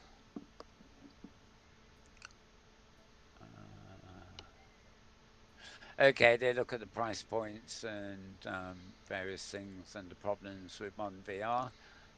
Headsets, yes. Clunky helmets, in other words. That's definitely a problem. Even her. Okay, you get the idea. But she was smiling. She was happy. Yeah, yeah, yeah, yeah. And she's got lovely coloured hair, but it doesn't mean the helmet looks comfortable. Yep. Yeah, yeah, no, come on. And the younger you are, the more likely you are to strap one of those things on and not really notice you got it on. Whereas with me, I'm actually feeling it right now with my headphones, believe it or not. They're weighing my head down and making me feel rather dizzy, which it shouldn't be doing right now. Um, Okay, I'm gonna speed through a bit here. So this is Polygon.com for that article. Um, this is XRA, which is the XR Association, and their mission research mission statement. Again, pretty straightforward sort of stuff that they've been posting online. This one's easy. You want xra.org if you're interested in joining the association or finding out more about what they're doing.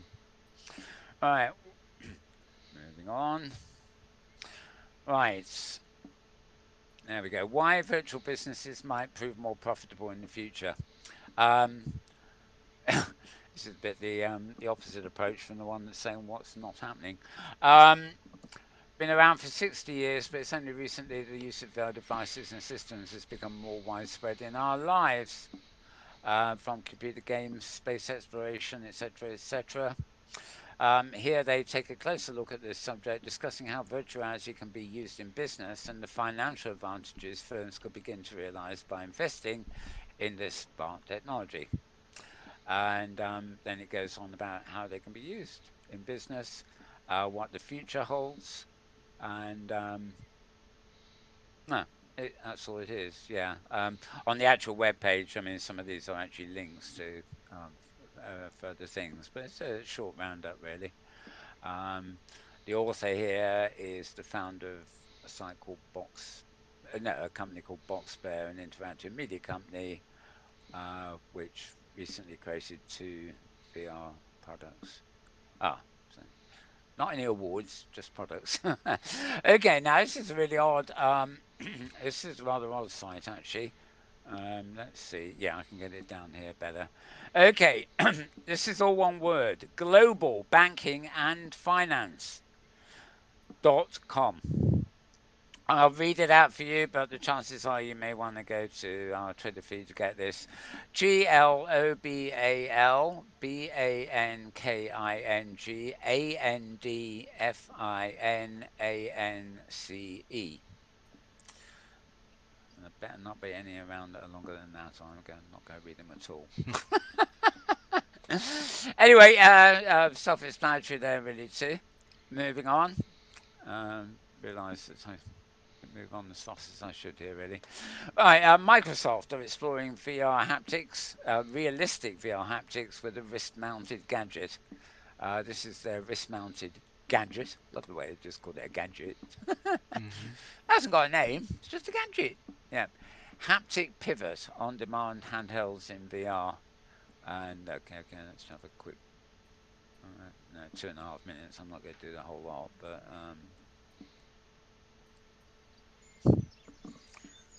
as you can see, you're in a headset. Somebody's picked an apple off a tree, dropped it in a. Oh, right, we get. Ah, oh, so there we are. We're getting a better idea now. Oh, so it stopped. Oh, no, it's not. Oh, a funny old video. It freezes. It's not stuttering. It's the way they've registered it.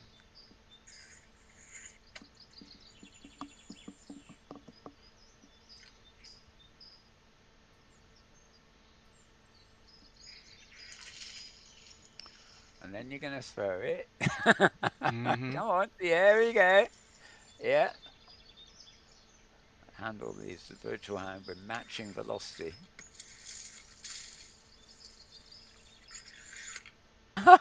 Oh, they're having fun. Yeah, now imagine that I've just sort of a profession that can now move into VR. It's called the juggler.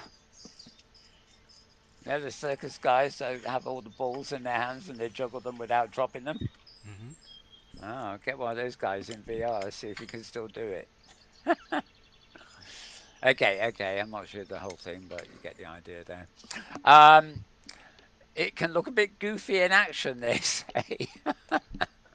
But the design allows it to recreate the sensation you feel when you make first contact with an object. I think we're going to be in this world for a very long time. I mean, the more the better the things it will do, the more goofy it's going to look. You know? Right. You need the space to make a goofy things in order that they will actually do the thing. I actually that well, yeah, it does look goofy really, but it also looks kind of fun when you see the hand just flapping and it's just that bauble kind of thing releasing um, the object that's quite intriguing. Anyway, yeah, you can. This article it's about Microsoft, of course, but you'll find it at engadget.com. So that's engadget.com. And moving on. Oh, well, this is another version of something we already looked at actually. HTC's launch of the Vive XR suite. Um, this is Ben Lang at Rhodes VR. Um, there's probably not much to take in the two articles here. They're all but they're all based on press releases. Ben Lang tends to do a fairly good job of reviewing stuff. So you'll find that at roadvr.com, ROADTOVR.com. And next we have invisible computing. Right, Mojo Vision. This is at a site called engineering.com. So a site for engineers, I should think. ENGINERRING.com, engineering.com. And talking about invisible computing, basically, Mojo Vision, they're developing an AR contact lens. Um, I've heard of VR type contact lens ideas as well. It would simply depend. I mean, if you have VR in a contact lens, you've got to remember it would be opaque, so it wouldn't be you couldn't just lift it off like a helmet to get out of it. You'd actually have to take the contact lenses out. So until there's a way of controlling the opacity of contact lenses that can be made opaque, I think VR is probably out of the question. But also, I imagine AR contact lenses could be awkward because um, AR does also comprise some virtual content that interacts with the real world vision. And if you didn't want that, I wonder just how easy it is to actually control these things. Um, how do you turn the AR off and keep using them as a pair of ordinary contact lenses?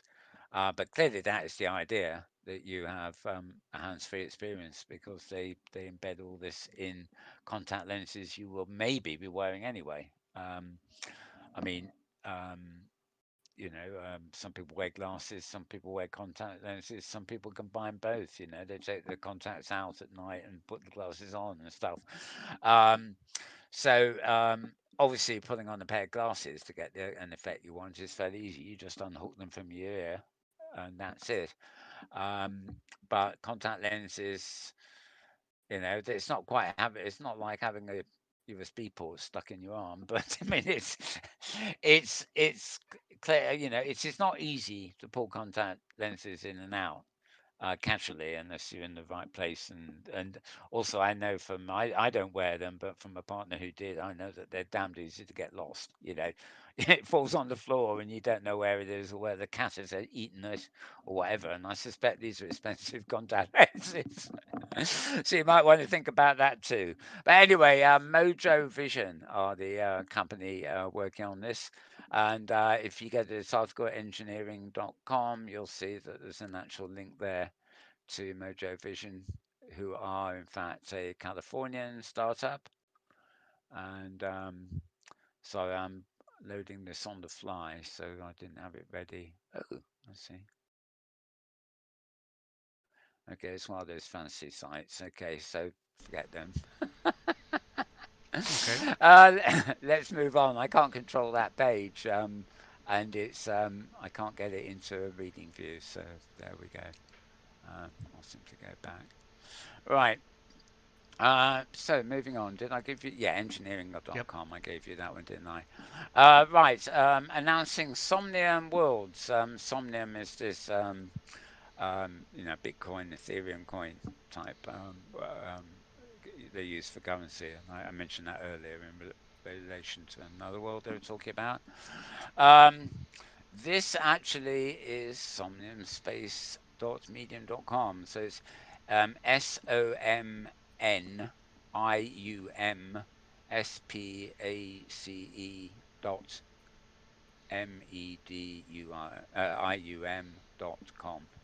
Somnium space or one word dot medium.com. And they've basically introduced a whole load of new things. So this is the announcement all about it. They're bringing in individual worlds. They're bringing in Somnium on the web. They're now doing, I don't know how this works, is they've got blockchain kind of currency, but now they've got blockchain avatars and details, prices, etc. So they've got land offerings, which do resemble real land as opposed to that one we saw near the beginning of the program. Hey, I'll spend 76,000 US dollars on a piece of Lego, please. Mm-hmm. Right. Something in space on the web here and something in space worlds, etc., etc. These are just partners there. Since the beginning, our vision was clear to create a decentralized parallel virtual reality world for everyone to join and exist. They've been doing it since 2018, and Somnium versus One has had very great progress. Somnium worlds are going to be independent instances, which will be created utilizing Unity, and they'll be independent worlds, so they won't all be linked together, although I presume you might be able to. Somnium Spacing, of course, is the big, sort of open metaverse kind of world. The only thing about this that I think has deterred me, and I think probably some other people who aren't very either aren't fans of virtual currency or don't know how to set it up.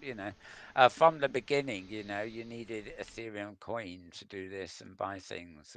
Right from the start, you can't just pay with PayPal or something. It's real money, but it has to be in the equivalent to Ethereum or Bitcoin or these kind of things. If you're creating for the platform, there's a Unity software development kit too, of course, so compatible for creators. And they've got various land offerings and other stuff going on there. So that's somniumspace.medium.com. Okay, back to vrscout.com, VRSCOUT.com. This is talking about the building the future of immersive theatre. technology with Musical Theatre Factory, with the Musical Theatre Factory. There's one of them giving a bit of a talk. Looks like a very colourful one. This looks like a stage in a like nice trance party or something like that. And then you get below the stage and it looks like very studio, the guy standing on stage in a very studious audience. So clearly that was a presentation to um, you know sober audience with very psychedelic looking screen behind it. Anyway, they're in New York and they're teaming up with immersive technology evangelists to offer a year of programming around the extended realities for the stage. And um, basically, I'm supposed to be looking for um, to do this. Are they right? Well, they've got the backing for the programming.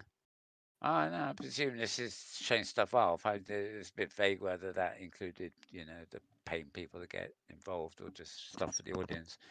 Um, anyway, that photograph, I don't know. Maybe it was taken before social distancing. It doesn't look overall healthy. Um, that's interesting. Who'd be that? What be that? That looks like a dancer, scantily clad, and the background is all. Well, that's a juxtaposition if I ever saw one. Right. um, yep. More from the stage. MTFXR, Building the Future Musical Theatre in Extended Realities. That event is finished. Oh, no. I forgot what the date is now, but I think that's over, isn't it? October 23rd. And we're 25 Um, today. yeah. So that was over on Friday. So never mind that. Anyway, yes, if you're interested in immersive theatre and the future of it, especially musical theatre, music events seem to be a common recurring factor in a lot of this news at the moment.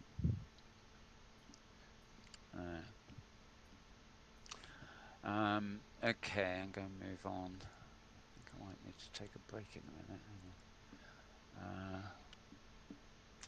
Okay, this is roadtovr.com again.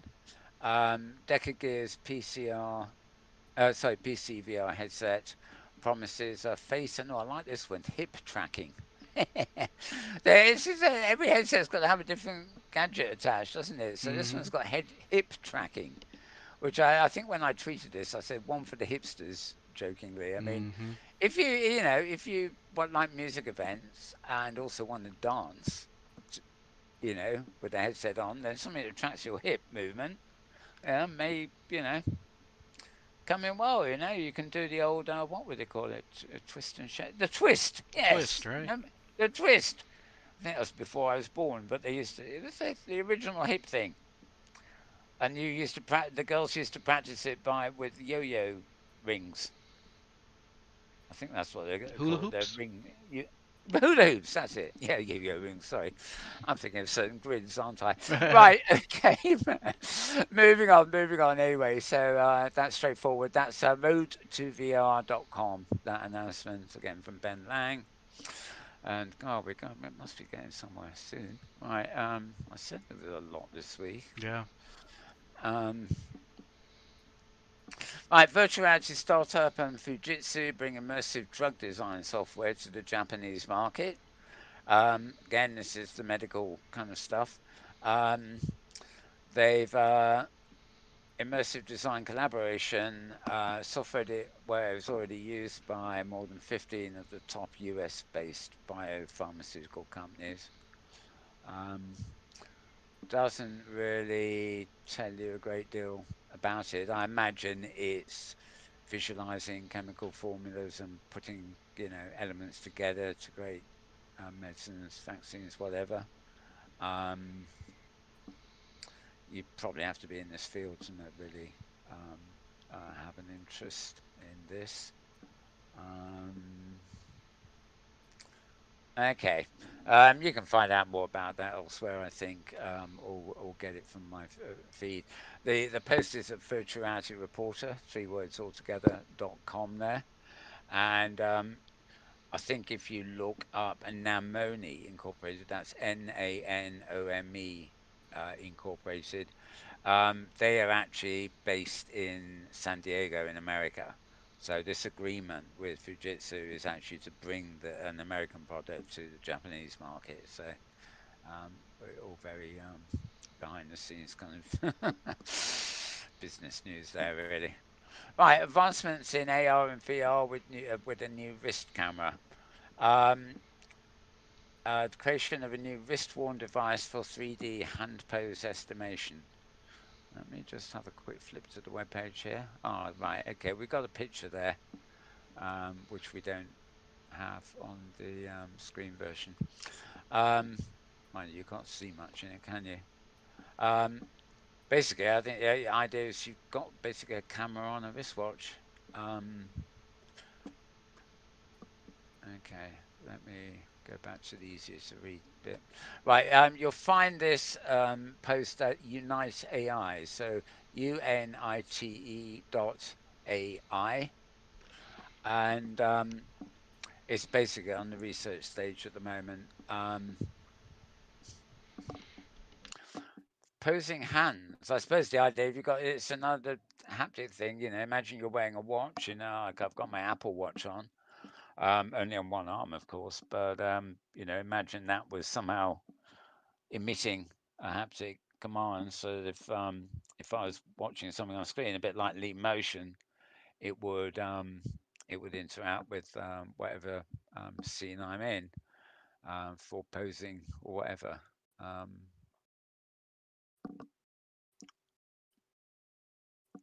Okay, recognizing dynamic gestures. Yeah, this is still in the research stage by the look of it. They may have the old prototype around, but it's advancements in technology more than anything else there. So Unite AI there, UNITE.ai. Gamudaland, who'd be that? Launches a virtual experience gallery. Right. This is a sign called the Edge Bookmarks, right? TheEdgeBookmarks.com.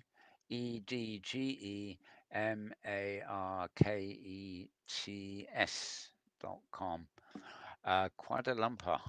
Huh. Oh, okay, right. Yeah. Let's get to the other view of this a bit. Yeah.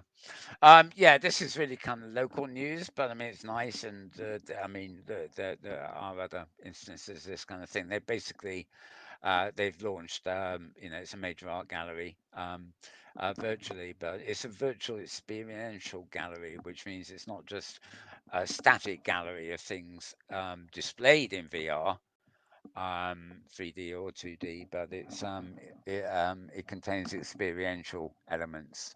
Um, I'm not exactly sure what those are.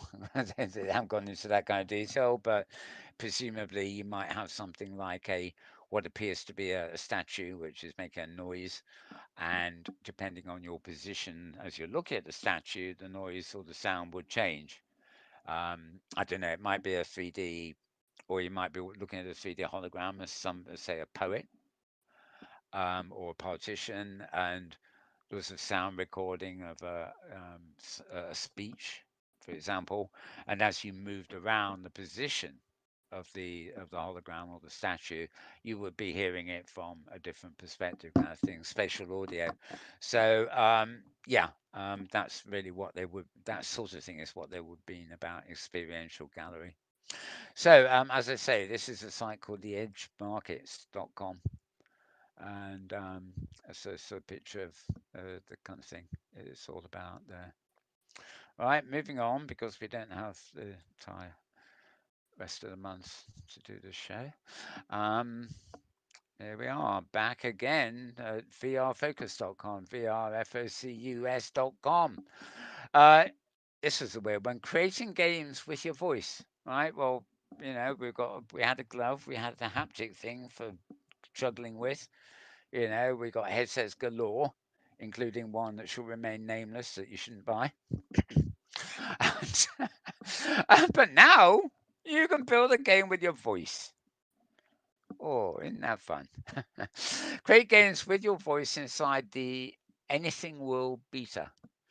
Um, this I don't quite get at all, to be honest. But I have to say that there is um, I think it's I can't remember the name of it. I downloaded it and then I've deleted it because it didn't suit me at all. But there was a couple of weeks ago there was a new video editing platform and it's costly too. It's as costly as high-end video editing suite, but it allows you.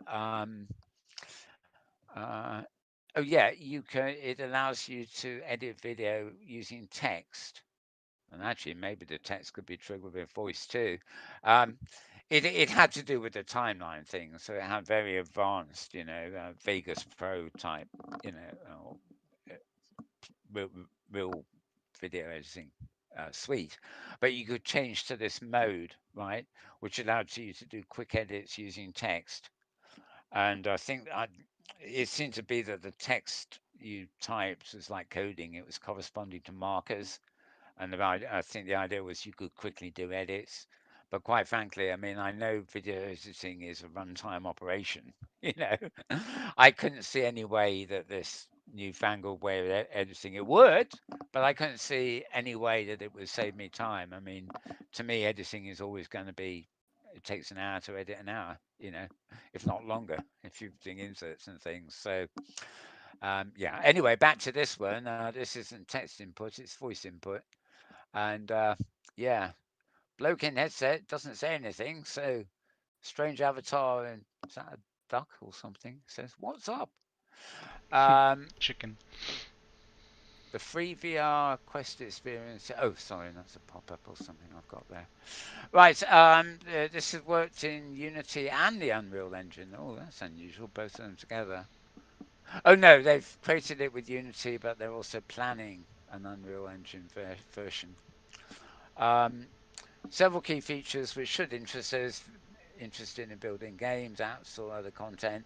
Integrating with 3D libraries such as Google Collie, Sketchfab, the cloud platform can pull these stationary assets in and then animate them automatically, all by using your voice.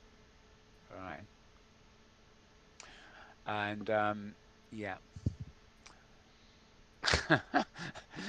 The picture's fascinating, but it's Anything World was founded in London, here in the UK, 2018, and it's part of the London Accelerator. Oh, so it did quite well there. They've got 500,000 English pounds in a preceding round, and they've got major interests in companies like Ubisoft, Facebook, Preloaded, Nexus Studios, and more. Well, they haven't been bought by Facebook yet, so that's hopeful. Let's have a look at it here. Welcome to Anything World, a platform that I'm lets you just going to create let this play. anything in So, your mind's 3 eye. minutes. Make games, apps, snaps, traps, and mixed reality G-maps, all from the comfort of your own laps. How it works? Our platform harnesses over 500,000 publicly available static 3D objects that you can use. Let's take a llama, for example, a static object. Our machine learning magic sauce first marinates it, then spins it around and brings it to life. Whatever you have the power to imagine, you can bring to life with Anything World. Use our intuitive no-code editor panels to request any objects with the greatest of ease. Or use simple code logic to create anything at runtime, or actually anytime. And if you need something even more oven-ready, use our one-click environment creator to do it for you.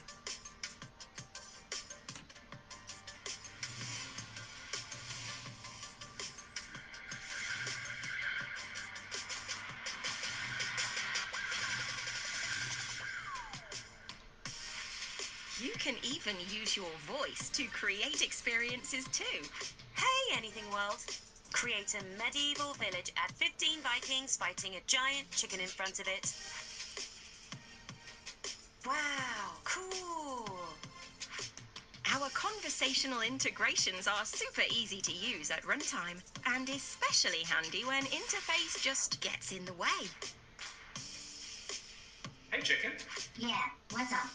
Destroy the village. Okay, no problem.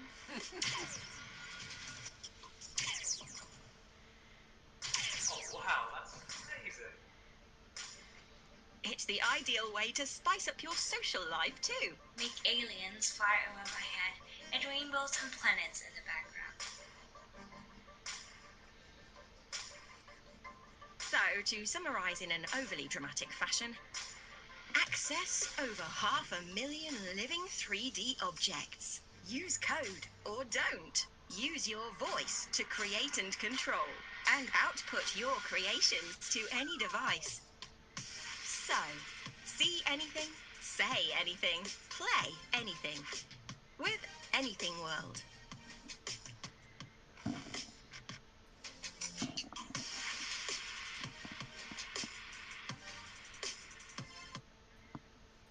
Well, I must say that looks like fun. A bit elementary, but fun nonetheless. You're very quiet, Mal. So, yeah, you can get a link to Anything World there um, on the page. This you'll find the article at vrfocus.com,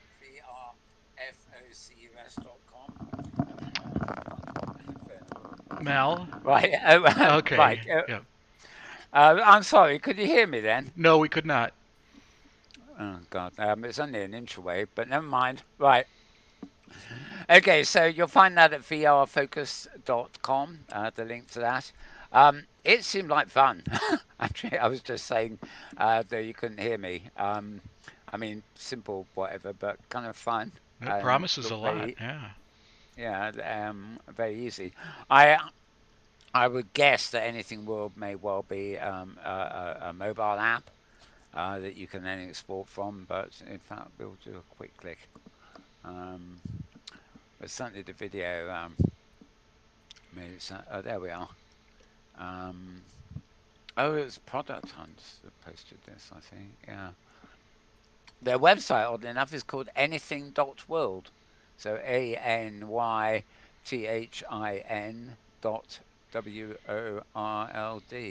So probably a, I think they got quite a well-named website there too, by the look of it. So you can get a beta. Just have a look. Right, individual free pricing. You get 5 seats. Yeah, the free version is only 1 seat, and it works with Unity. I guess that's Unity runtime, which probably means it can load into the web. Anyway, I'll let you folks investigate that. If I pursue anything more on that at some time, I will let you know on a future show. Right, I've now completely lost my place in my my bookmark. So, oh yeah, Games with Your Voice in Anything World Beta, right? D-Zine magazine. This is actually a fashion magazine, and well, it's all in the title here, really. 23rd of October, this was posted, which would be what, Friday. Virtual fashion will allow people to go completely crazy online, says Amber J. Sluton of the Pat Fabricant. Right, well, if you're into fashion, real world fashion, I think those names will mean something. I think I've vaguely heard of them. The Fabricant is a virtual fashion house based in Amsterdam. And, okay. During the coronavirus pandemic, people are exploring ways of dressing their online avatars, according to Amber. We got a huge interest, you said. Um, I've never dressed so many people in my life.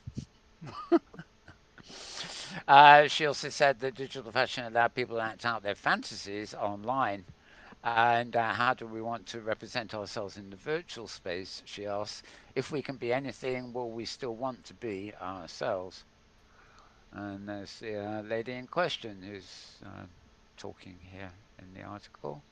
And yeah, goes on to a few other things. There's a link to a live panel discussion which was held as part of London Craft Week here. And yeah, that I think is rather nice. In the aesthetic there, it looks like it could be an avatar costume, doesn't it? You know, it's you can imagine. Well, that is in digital space, so she says it only exists there. But it's a bit like in Second Life and things. Very good fashion designers can actually come up with things that is clearly an avatar at the top, the hair and the head. But if you actually look at the fabric and the dress design and everything else, that could be real. So you could be that could have been created as a template, um, for to be created in real life too. So I really like the idea those things can move across. I saw a game. I think it was yesterday. It was I think it was on YouTube. Actually I think it was a GIF thing that was extracted from YouTube. I didn't really go into it. It looked like sort of gamers running around and stuff, but it. I don't know whether the other two characters were members of Motorhead or not, but the lead character was a photographic likeness of Lemmy, their bassist, former Hawkwind bassist, in fact. Um, and in real life, he wore this cowboy hat and these dark wraparound shades, and he had a very peculiar sculpted moustache and beard, and you would know in a moment he walked down the street. And this character avatar was the splitting image of the real one, except you knew, well, it wasn't because you knew it was a cartoon, but it was so close. And when you start thinking of fashion and things, I mean, you get this likeness thing that can exist in both worlds, really. I mean, my Second Life avatar was originally designed to be. I wanted it to look as close to me as possible, although I didn't mind the fact that it looked a bit younger. Hmm. Yep. That's before I discovered beards and started strapping them on. Instead of growing them, you just strap one on. Um, but I wanted that connection, even if it wasn't identical. I later had an avatar that was identical to me. Where they photographed my skin and everything else, and they also mapped it onto a. I'd have my body in a 3D scanner, and oh dear, it was awful. I had a very paunchy looking belly, which I didn't realize it was real, but I didn't in the scan, of course. But I didn't somehow realize when you see yourself as a wireframe, you realize your anatomy is not quite what you thought it was. Hmm. And when your real face and skin is mapped onto such a thing, then you see it coming down. It's not just uncanny valley; it's a nightmare. You think, oh, God. I always knew I looked like that, but I really don't want to look at myself virtually like that. So these days, I'm a bit more putting a bit more fiction into it, as it were. But there have been other instances. Um, where people there was I was reading an article about somebody I think they were in Second Life. It was either that or Open Sim, probably Second Life, and they developed a very characteristic sort of avatar. They had a certain style of hat and maybe glasses, and they looked a certain way, and they'd done quite a good job, and they kind of stuck with it, and then they shifted their work to real life, and they then spent a few months changing their real life body and costuming to look like their avatar, as opposed to the other way around, if you Hmm. see what I mean. Hmm. So there's much to be said to that. I mean, I would certainly, if there was a real world person's face underneath that scarf, and the hair was more sort of flexy, windswept, well, real hair rather, and I saw that lady walking down the street, I would certainly do a double turn. And not because well, yes, because of the costume, but not because it doesn't look real, if you see what I mean. So anyway, I'm digressing again as usual. More photos here, by the way, of examples of the virtual fashion stuff. And as I said, there's a link there to a panel they're on. That's a very nice one too, close up. That looks. Um, that is a new platform called Leela, Leela, which allows people to customize and download their garments. So you presumably make the garment up for yourself in the platform, and then you can download a virtual copy or download a real copy. I really don't know. This is all fascinating stuff, but I mean, I could dwell on this all day, I think, actually, which I better not do. So, to read this, you want to go to dezen.com, DEZEEN, .com. Moving on back to VR Focus, yet again. More about HTC. This person called Cher Wang Given. No, so Cher Wang. Cher as in the US pop star and Wang as in WANG. She has been given, she's won the AccuCentre VR Lifetime Achievement Award from AIXR. And she works, if you're asking who Cher Wang is, well, she works for HTC, who of course bring you the Vive headset and various other things. And that's curious. It looks like the stage and the awards, but the chairs are all completely empty. Maybe that was their idea of doing it virtually. I have no one there. No, I don't know.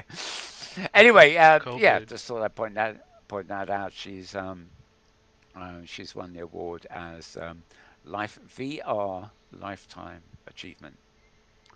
Um, it doesn't say how old she actually is. When I hear about lifetime achievements, it's a bit like reading, the latest 18-year-old pop star has just written his autobiography. And I think, yeah, going to be a lot in that, isn't there? Mm. Anyway, so you find us at vrfocus.com, that article. Moving on back to virtual reality times. That's three words in one, virtualrealitytimes.com. And I'm getting a not secure warning on this site. But we have been here before, so probably a false alarm. Quest 2 is selling faster than the original Quest. Well, we know that, don't we? How can we not have known about Quest 2 and the Oculus version 2, as it were, or no, Oculus version 20 and Quest version 2? Who cares? Well, some people do. Um, Information really. Their director of content ecosystem was interviewed recently in Protocol Gaming, and they revealed that the new headset is just racing off the shelves faster than the original one, and of course, well, it's probably going to be the only one you can get before long, complete with the obligatory subscription to the Fastbook. But that's life. That's life. Now, also adding to the same thing, we covered this in the beginning of the show when we're looking at a peak week peak. Apparently, deleting Facebook will also now delete your Oculus purchases and account information. So, I mean, it's not going to help you to make a Facebook account just to get your Oculus working. You will be stuck with it. And any purchases you make for apps. Um, this is a bit like going to the App Store on your iPad, and so long as it's your account and it's your iPad, you can download as many apps as you want, as long as you pay for them, of course. Right? But then, if you want to delink your iPad from your Apple account and want to get those apps again, then this is like Apple saying, "Oh, sorry, no, you can't have them again." Unless you join our social network or something like that. Now, of course, you do have to. You can actually keep stuff by. You do actually have to have an App Store account to get your apps downloaded. But once they're downloaded, you don't need to have. You don't need to be logged into the App Store, so to speak. Um, but what the Fastbook people are doing are really overdoing, should we say? Right. there have been other comments of the week. I thought I'd actually done some screenshots to share with you as pictures, but I couldn't find them before we came on air, so I may have just misfiled them. But some people making very apt, very apt remarks about all this. It's just not going to go away anywhere soon. And of course, as with many things, many people are not like me, where they're glued to news feeds every day, and even the news about this can take a month or two to actually filter down to some people. So I think uh, the thing may take off. It also says conversation surrounding the account deletion policy continues to unfold under a recent House subcommittee report, which seems to suggest that Congress should be viewing policies like Facebook's as anti-competitive. They did receive a bollocking from Congress, I think, this week, but it was about something else. Um, I think that maybe Congress can just castrate Facebook. That would be the obvious thing to do. Right, moving on, moving on. Um, oh, that was at uploadvr.com, if I didn't mention it, that last one. We're now on inc.com, Inc. as in incorporated, I guess, inc.com. And this is a kind of user sample, like we had the one earlier from the students who in education who tried VR and reported on it. This is one about work. Basically, I tested working in a mixed reality office, and it's closer than you think. Notice they do say mixed reality office, but I mean, I do consider that a lot of these AR and MR and VR and all these things do sort of link together, not only as XR, but of course, James, join my chorus. We are. We are. We are. Yes. They got it all out there. Yep. But this is the only place where we are. Yeah. Right. Okay. Enough of that. I'll do it again at the end. Anyway, yes. Interesting sort of article here. inc.com. That's all you need for this one. Um, Talking about what they were using before and everything else. Quite a short piece there, but nevertheless kind of informative. There are obviously with the pandemic raging and more people working from home, there are lots of articles now about the future of the office. There was a very interesting one. It didn't post it here. It's not really relevant, but I was reading this morning about architects in the workplace and the open plan offices and the proximity thing is like it's been turned on its head. They're now thinking of how to create more space in offices and design them for less people, to interact with ones at home. And yeah, the days of your cubicle are gone. You're now going to get a whole big wide office to yourself, Mm-hmm. even though it may not have an actual wall. So they're discussing that because they consider it a necessity, and it probably not, it probably work. None of us know if there's going to be a vaccine, and even if it is a vaccine, it might only work for that year. Like flu, you need another one the next year, and they may not know. Well, yeah, no, sorry, I'm not going to go on about that. The world's discussion topic at the moment, really, isn't it? Right, we're back at uploadvr.com here. And we are global, how virtual black reality tells a profound story of shared identity. Um, this is a reader invitation. So the views are started to change as things progressed. Right. Um, Looking at stuff through a headset, uh, virtual virtual black reality volume 2. It's basically black citizens in virtuality, both business and using really. Um, first for black reality actually was one, and then there's the virtual black reality. It was first conceived as part of a YouTube creators lab back here in London in 2018, and it went to the BFI London Film Festival and was expanded out from there. Um, Interesting article in general there. Um, so you'll find that at uploadvr.com, and Yeah, there's various links here to the narrative series called Virtual Reality as well, so find out more. Right, this week in XR. Right, we are on today, I think, or was this yesterday? I'm beginning to forget these things now. Um, no, this is today. Charlie Fink's roundup. Today, this is at Forbes.com, FROBES.com. The week in XR, talking about Quibi closing, celebs investing in wave music, and Sony's new 3D monitors. And yeah, as I say, it's a roundup. Some of this is not stuff I've actually covered here at all, but so it's a good place to go and get a kind of roundup, especially like Sony's 3D monitors and stuff like that. So I haven't covered at all in our report. It's just a bit off the center of focus for me.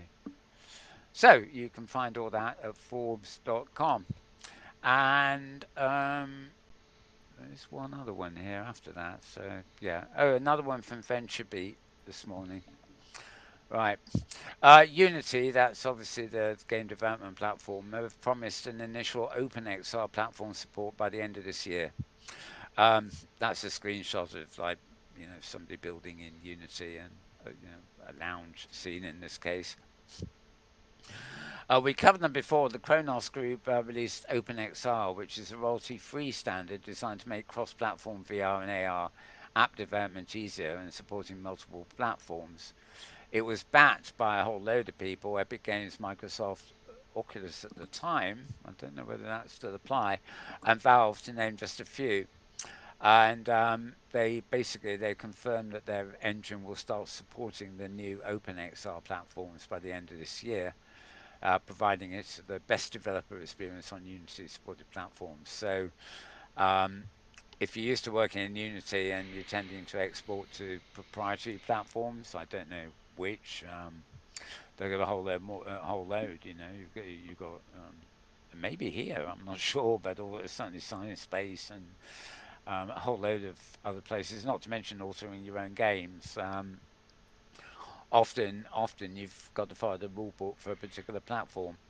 But now if they support OpenXR, it means your output will be adaptable to a whole number of different things, probably with only marginal tweaking. I'm not sure about the Oculus thing. I mean, presumably what you author can still be published on Oculus, but unlike most OpenXR stuff, it won't be freely available unless you've got a Facebook account to put it on your Oculus. It's this endless loop we keep coming back to as all these things are popping up. Anyway, good news that Unity are doing that. So finally, I've actually got to the end of the main feed. I'm now switching over. And in fact, while I'm any thoughts on that for a second, James? Just for giving me 30 seconds to delete the cache, so to speak. Oh, gracious. I guess one thought I'd had was that the idea of people, especially this has been written about for young girls, is that creating an avatar and then deciding, wow, I really want to look like my avatar is actually Yeah. becoming something of a problem. I mean, it's causing you know again a young woman in particular's self-image is pretty fragile, and then Yeah. to have these unrealistic avatars being the another source of I'm not good enough is Yeah. not particularly Do you good. think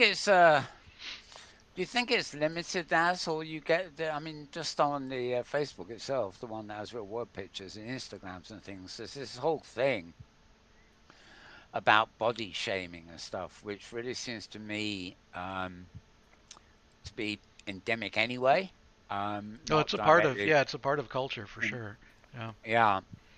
So I mean, I think it's actually more the social network. The fact that everything's online, Yeah. and you don't have secrets and things anymore. That's probably affecting that. It doesn't mean it's not an excuse. Well, and I think the It's issue terrible, but of these unrealistic avatars are so idealized that there's no way that a human body can look the way, and so people are doing plastic surgery and all Mm. kinds of things. I read something about that the other day too. It Yeah, wasn't related to copying the avatar, but it was somebody who was having all these operations for. I was on TV too, yeah, actually. yeah. A couple of the women interviewed looked horrendous, but they were posing for the camera and they thought they looked magnificent. I mean, the program did not left it to us to decide, But yeah, they were interviewed about what they were doing basically, Hmm. um, and I was horrified. But I have met somewhat vain women in my life. One in particular who was very attractive when she was so middle aged when I first met her. Very small chest, nothing wrong with that. Um, Pert kind of thing. Typical um, bimbo-y blonde hair, but fairly rough. So you know, you didn't think bimbo or something. And there came a point where she had to get her eyes done. Then she wanted to get her cheek done. Then she wanted her chest done. And she's passed now actually, but last time I saw her, I mean, months and years would go by, and every time I saw her, she looked worse, and she always thought she looked better. You know, and people are too polite to say anything, I think. But there are marks where a lot of this stuff had been done, and she considered she had quite a lot of money. She insisted on doing it on the cheap. So these are not sort of things that you really want done by anything other than the best surgeons and stuff. Yeah. And yeah, but I mean she wasn't a young impressionable kid. She Right, was a right. There's a, middle-aged impressionable adults can woman. do as they choose, but that's harsh for young women. Yeah.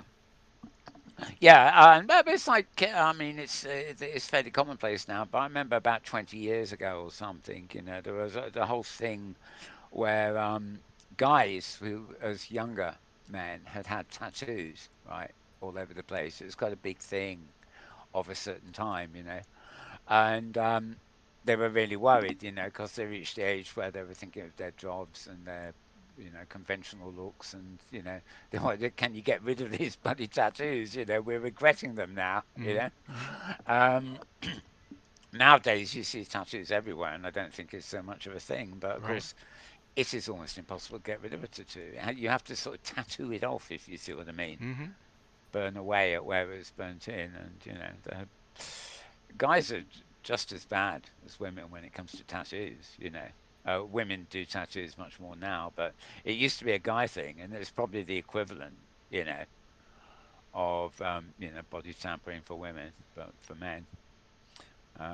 But yeah, but it's you can't go back. It's a lesson we all learn as we go through life. You Mm. can't turn back the what's this share things about? Turn back time, but blah Mm. blah blah. Well, you can't.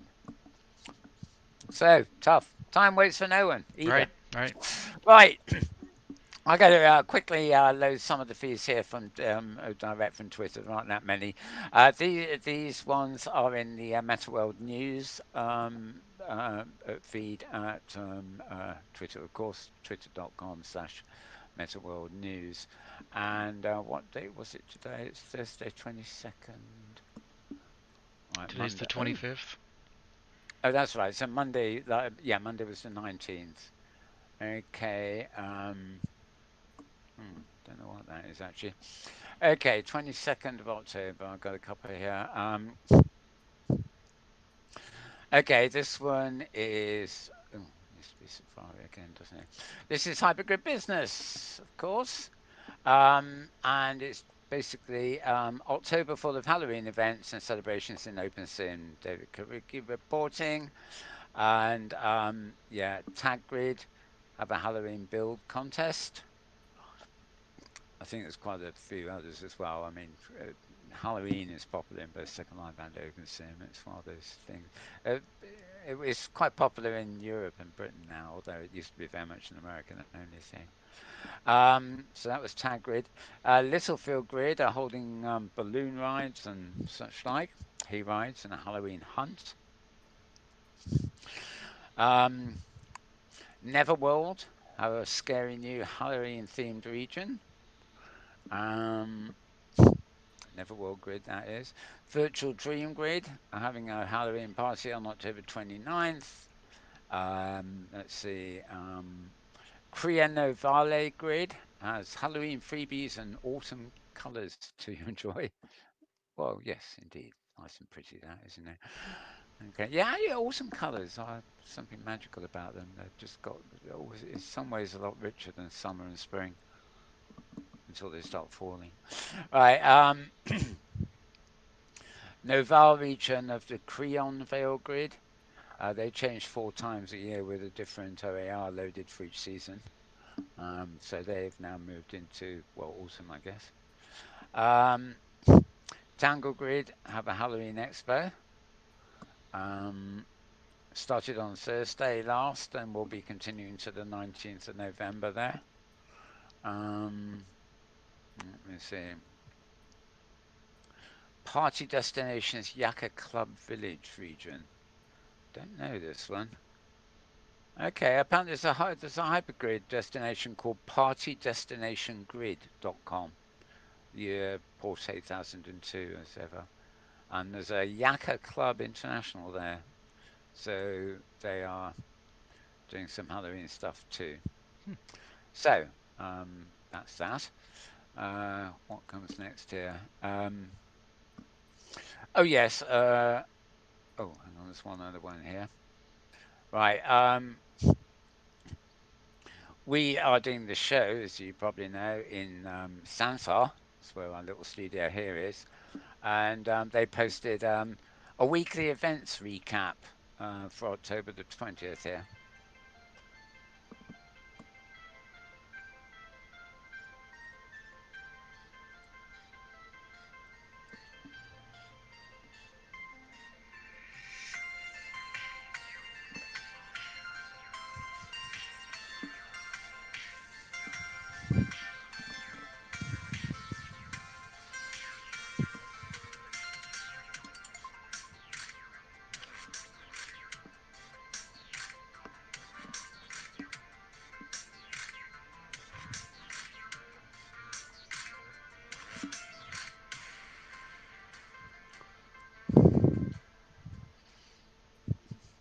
Makes me wonder whether we really need an audience here.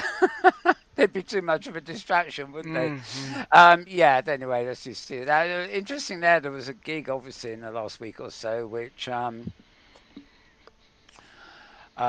it was showing there, which had the similar thing that they actually did at the Shangri-La, where they had there was obviously an artist playing guitar on a stool who was being green screened at the front of the stage. Being Mm-hmm. pre-recorded and then beamed in and stuff. So it looks like they're doing more with that. Um, yeah, I'm not going to play that video. It's a rather ugly looking thing. Bandicam interface hanging out. Oh, I am such a So fussbot. critical, and even the Windows taskbar at the bottom. Oh yeah, yeah. I mean, and it's in French as well. Well, that No. helps. French is always good. Yeah, well, if we had chat, we probably wouldn't be able to read it anyway because it would be in. Never mind.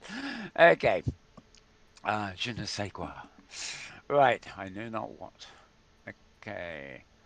So we did. Yeah, we did that.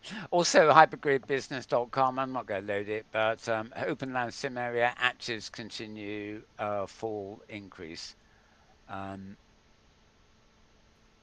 Yeah, active sims are increasing during fall, basically. So that's one of her stats posts. Um, right, I'll run this through. There's not much to say about it, but the other place we have done in-world reviews for the last few while, they're not recently, is a platform called Kitely. And they are actually offering, they have a new thing called Mega Worlds, and they're doing a limited time offer, they introduced advanced worlds, which are basically 16 regions. And people have been asking if they could combine these worlds to make even bigger worlds. So they're now announcing something called mega worlds, Hmm. which actually sounds like if this was any other open sim, it would simply be a vast region. But these regions have never really, they're all kind of self-contained and they come up only when people want them. And you can't walk from one to another. Whereas with the new advanced worlds, and particularly in the mega worlds, then the idea is you can attach up to 64 regions together with mega worlds. Um, each mega world is as big as 4 of the advanced worlds, and the advanced worlds have 16 regions.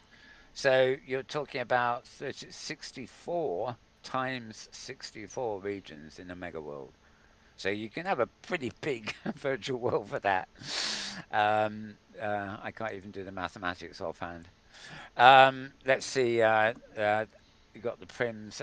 The prim count, unfortunately, is where it suffers, I think, because you get a prim allocation not based on a region, but based on the 16 regions or the 64 regions. So if you've got an advanced world, you're only getting, here we are, 120,000 prims for the whole 16 regions. And if you've got 64 regions, you only get 30,000 more for the whole 64. A bit more memory, of course. And Advanced World is not a dedicated server. Mega World can be. Um, but if you want a Mega World, you're talking about £100 a month. Sorry, $100 a month. There won't be much difference soon, I imagine. But yeah. Anyway, this offer is going on till November 30th, and yeah, another thing for. Right, I thought there was another piece of news from Kitely in the same article, but maybe not. Maybe it's another post mixed them all together. So anyway, if you are a user of Kitely, I mean, you probably know of the convenience factor that it's always giving you, plus its connection, of course, with the Kitely marketplace. But this is certainly moving more in the direction of a more traditional world where you can think of the geographic space as kind of distance. What they don't mention here, of course, is they now offer a high fidelity based solution too. When I say high fidelity, it's got its own kindly name, but it's the same open source code that Philip Rosedale open sourced and is now being used by Tivoli and Vicadia. Kindly are another company that was actually using it too. So they even offer you that one too. The only thing I will warn you is you can't walk from an open sim modeled region into a high fidelity region. It just don't work. No, that'd be a trick, We always wish that it would, but right? even Kitely can't fix that one for us. Good old Elon, I'm sure he's tried, but he hasn't managed to get that one working yet. Right, okay, moving on here.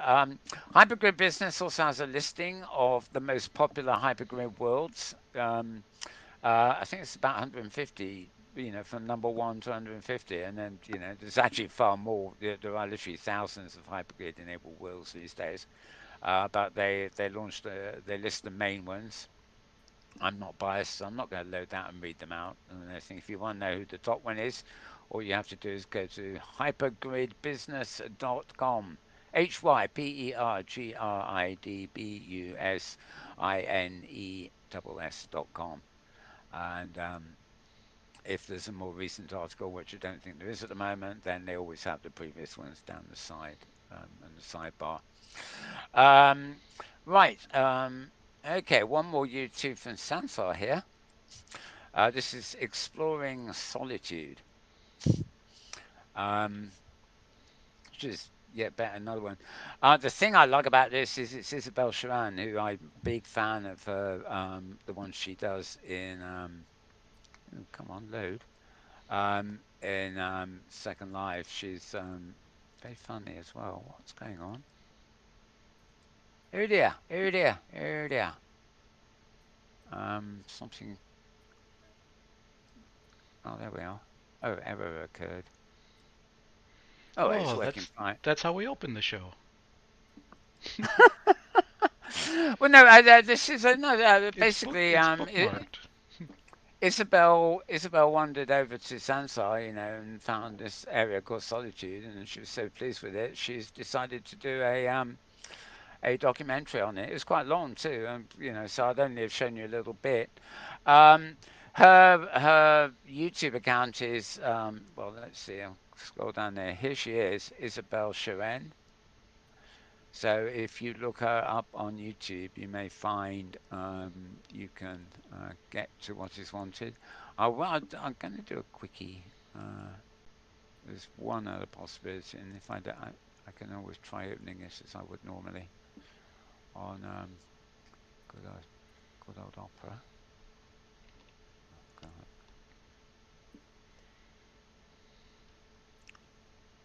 Oh, it works here. Okay. Well, who knows what was wrong? Hey guys, Liz here, aka Isabel Sharon. Do you ever find sometimes you just want to find some solitude, some quiet, in a creative space and just think and just wander around on your own and listening to sounds and just it is here. It is actually really well She made has a very nice avatar for you to come and in just sit Second here. Life, but It's got a chair, but got a I mean, rather you can stand stylized if you one want here. to. But I thought it was quite nice because I actually came here, placed myself here, and I was doing some work on a blog. And I was just listening to the sounds here. It was very relaxing. So I thought, you know what, I'm going to show you guys this place because I thought it was really lovely. Anyhow, that's all I have to say, really. I'm going to go now.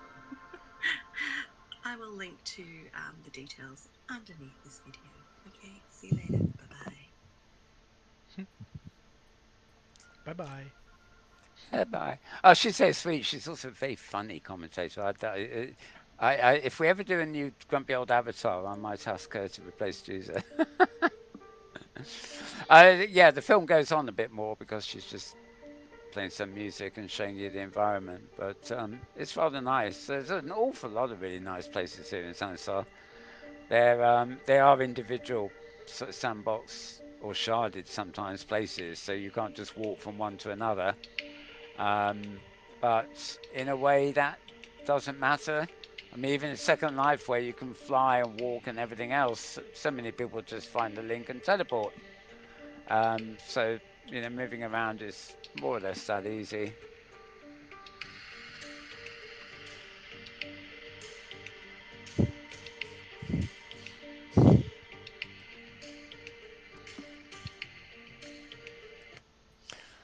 And following up that one, this one is another one. This I don't find that easy to watch, but this is from Zero Cheese, and his username at uh, well, Zero Cheese, like that, but with a space between. So that's the account. This is basically a 2-hour film, no, 1-hour film this week of World Explorers, which is like a hypergrid safari thing, but in Sansar. And this is their number 26. It's called Asylum Sansar. And as you can imagine, with a name like that, it's more or less dedicated to Halloween. But they basically meet every week, and he films them wandering out. He's obviously filming in a VR headset. No real interface showing, but you can just tell the way the camera is kind of running. And I also, it really is a sort of a gang warfare type operation, not warfare. Um, Everybody, talks over each other, and they've got that rather superficially loud voices that you sometimes think gamers often have because they want to be heard above everybody else. And as you can see in VR, the camera wobbles. It definitely Well, wobbles. on that topic, Mel, do you Yeah. can you see the video feed? Because I was Yes, I gonna can. I was going to Yeah. share that um, Sansar has a new camera mode. Oh, I haven't And discovered so that yet. I'll put this Okay. on here. So if you press F10, it makes it into A smooth camera move. Oops. Let's do the other F10. Right, Here we go. F, uh, right, F10. F10. There. So that's the new camera move. Oh, it That's, twiddle. Oh, now that is isn't that nice. nice? Oh, wonderful. I can't believe it's. Oh, okay. James is showing us now. So, as well as the screen was showing, you can see our camera is moving rather nice in world. Yep. That is smooth, isn't it? Yeah. The only problem And is that is it still? what's It that? goes close up. It's going a lot closer than the other camera did. Well, just because the other camera can go close, but it's just smoothed out really nice. The problem is that you lose the cursor, the pointer, so I can't operate the broadcasting system. Yeah. Oh, you're much closer in on my face there than you could Yeah. get with the. Yeah. Yep. Oh, I like that. I'm excited now. I Yep. want to fiddle. I've got a show to That's do. right. That's right. But now I have to exit this mode, so there goes the crazy screen, so I can transition back to use OBS. Ah, right. Yeah, I just hit F10, but does F10 a second time take you out of it? Yes. Yep. Right. So if I just press S10, so I can do it without anything showing on screen. Yeah. Yep. Oh yeah. Well, except that, of course. Never mind. Now I better sit my Oh, that's photographer good back news. down. That's lovely. That's Well, and lovely. and, and That what a nice thing for people who use this 2D screen. You kind of yeah, wondered, absolutely. have they stopped developing for the 2D screen? But no, this is a nice it's That for and yeah, and I can videographers. imagine the temptation to go to fire at the camera in Sansar to record something Yeah, with that is just I mean, there's no interface to really worry about here anyway, but it's just a limit to how you can move the camera. yeah, But to be able to do that, no, I should probably make a few little destination movies myself. yeah. And Hopefully, it is not what. it's like in Second Life when it hides the whole UI, so there's Yeah. no user interface. Oh, even better. Right. Well. Oh, so Just don't I'm try and so operate any other software because you have no cursor on your computer when you use that mode. yeah. But you will still have a cursor when you're out of the window. Nope, you can't get out of the window. Oh, you mean you can't move if you've got Samsung on one side of your screen and say Discord on the other, you can't move to Discord while you're in that mode? You got to leave F10 to use your cursor. Ah, Maybe I okay. can Alt Tab. I don't know. We're getting in the weeds here, though. I think. Yeah. No, I mean the fact that we've got all this now is great. Yeah. Yeah. Yep. Okay, well, we're going to go offline and explore when this show's over. Well, not tomorrow we will. I'm too tired to do anything now. Oh, it might be an hour earlier, but it's not showing. I'm actually showing us 9 o'clock in the UK, which means we've been on air for 2 hours and 45 no, minutes. but we came on air at 18:00, Well, didn't we? OBS shows me how long we've been on. We've been on two Oh, hours, 42 minutes, and 22 seconds. oh, right. So right, okay. So it is 3 hours nearly. Good Nearly grief. three Right. hours. Okay. Well, we better. A Yeah. record This is setter. not. It's a record setter, A and here I record was. I setter. knew I had a lot of links, but I thought I had such an economical way of getting through them. But apparently I didn't. Okay, well, I think we got the sound off there, so I will just let that fiddle away for a minute. We won't do anything complicated here. I'm just going to go to where is it of interest? These are ones I know you have. Here. Okay, yeah, there's a link in Metaworld. Oh no, this is right. This is one I found. Yeah, we have something here called Gather Town. Now, I've been trying to find out if this is connected with the new high fidelity. I've actually got my own space here. It gives you one for free easily. Um, the new audio high fidelity has these kind of little things where you walk around spaces and your voice fades in and out depending on your proximity. But this also seems to blend in with a kind of zoom layer. So instead of seeing a photograph of the avatars you're with, it actually shows you a video of the webcam of the avatar you're with, as well as showing them the position on the map.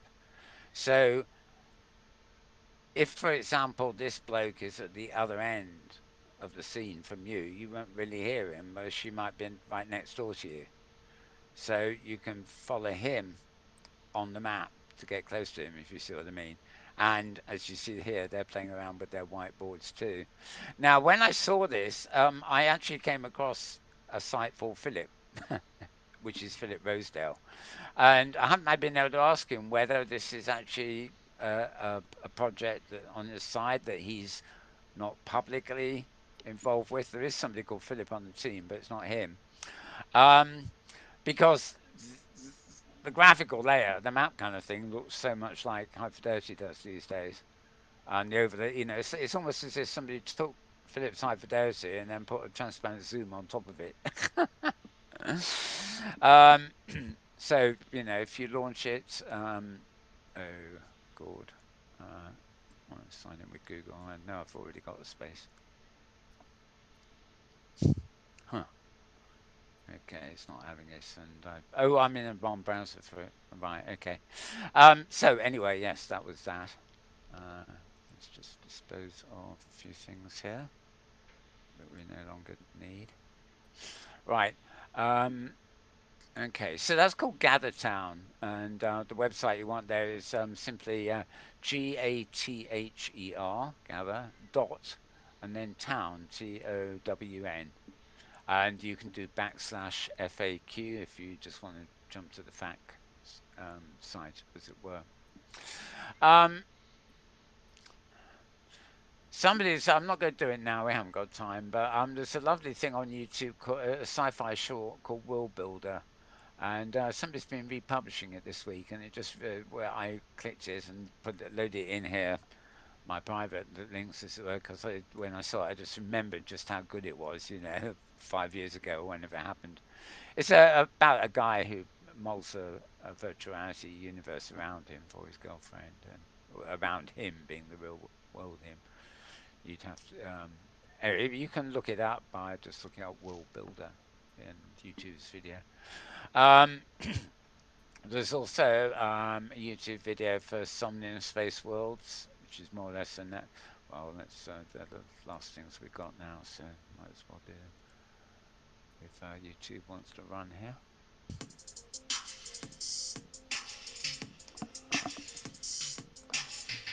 Ever since Somnium Space has been founded, there was only one main goal in mind: to create a parallel virtual reality universe for everyone. A highly immersive platform with thriving decentralized economy and endless possibilities for creators and virtual citizens. Today, the time has finally come to unveil a new chapter in Somnium Space evolution. Introducing Somnium Space Worlds, next revolutionary step in forging a future of the metaverse.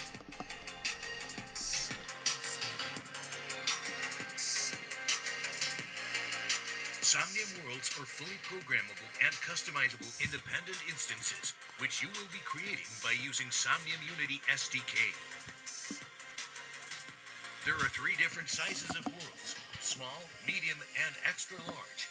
If you own an XL parcel, you will be able to link an extra large world to this parcel with 500 megabytes of available storage. By placing a portal of your world on your parcel, you will allow other users to load it directly from your location or via teleportation hub.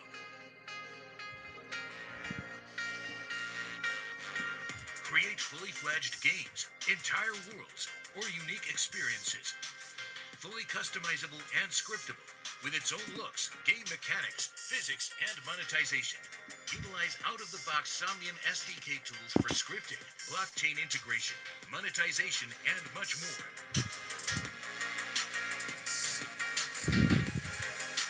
Each world is represented by a blockchain token, which you truly own and control. Trade virtual reality worlds on blockchain, attach them to different parcels, and become a world's creator. The metaverse is being born right now, so take part in its creation inside Somnium Space.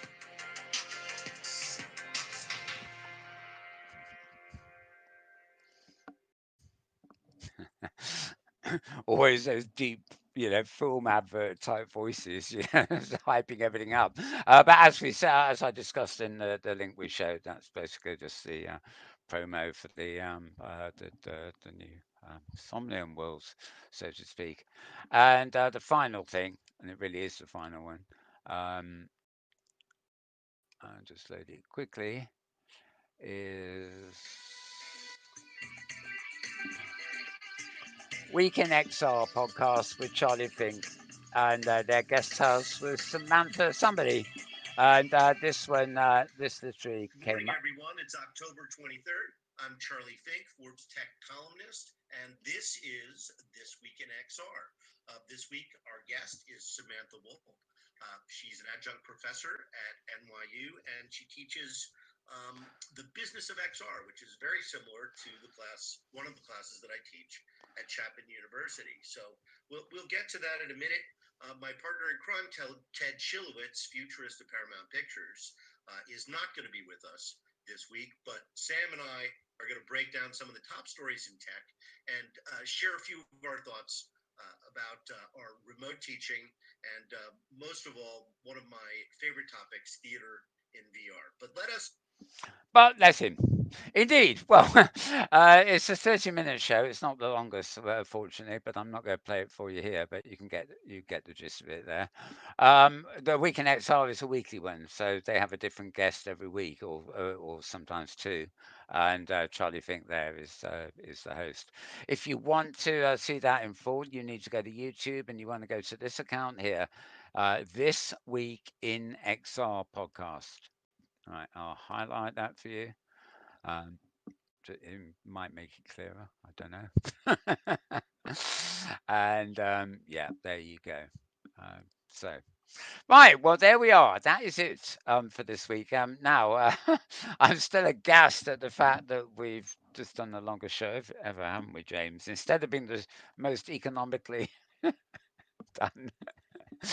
We've got the longest, but we did have a lot of links, despite the fact that we were able to flip through them on screen fairly quickly. I have to learn to.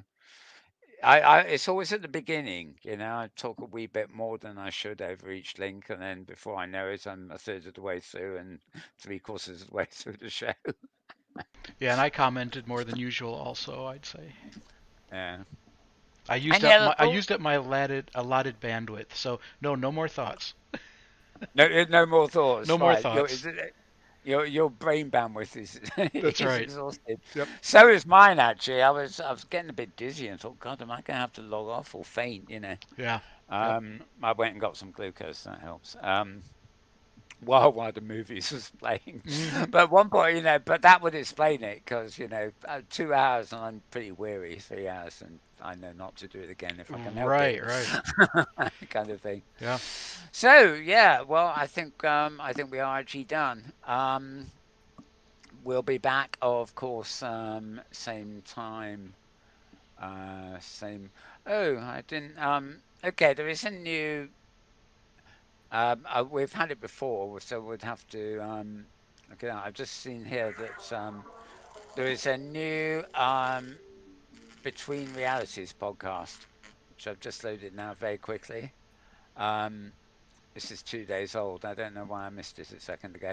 Um, Between Realities is the account you want, by the way, here. So I'll just show you that there.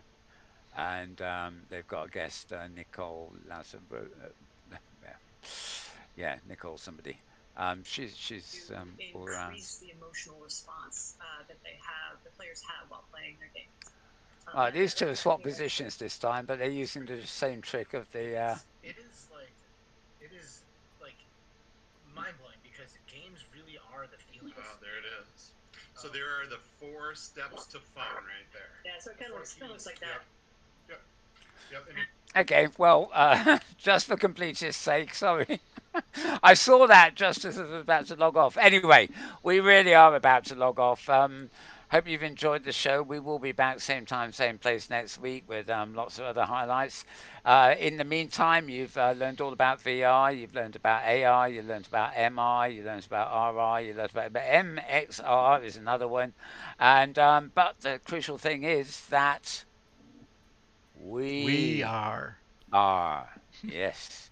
So, on that note, have a good week, stay safe, and we'll see you later.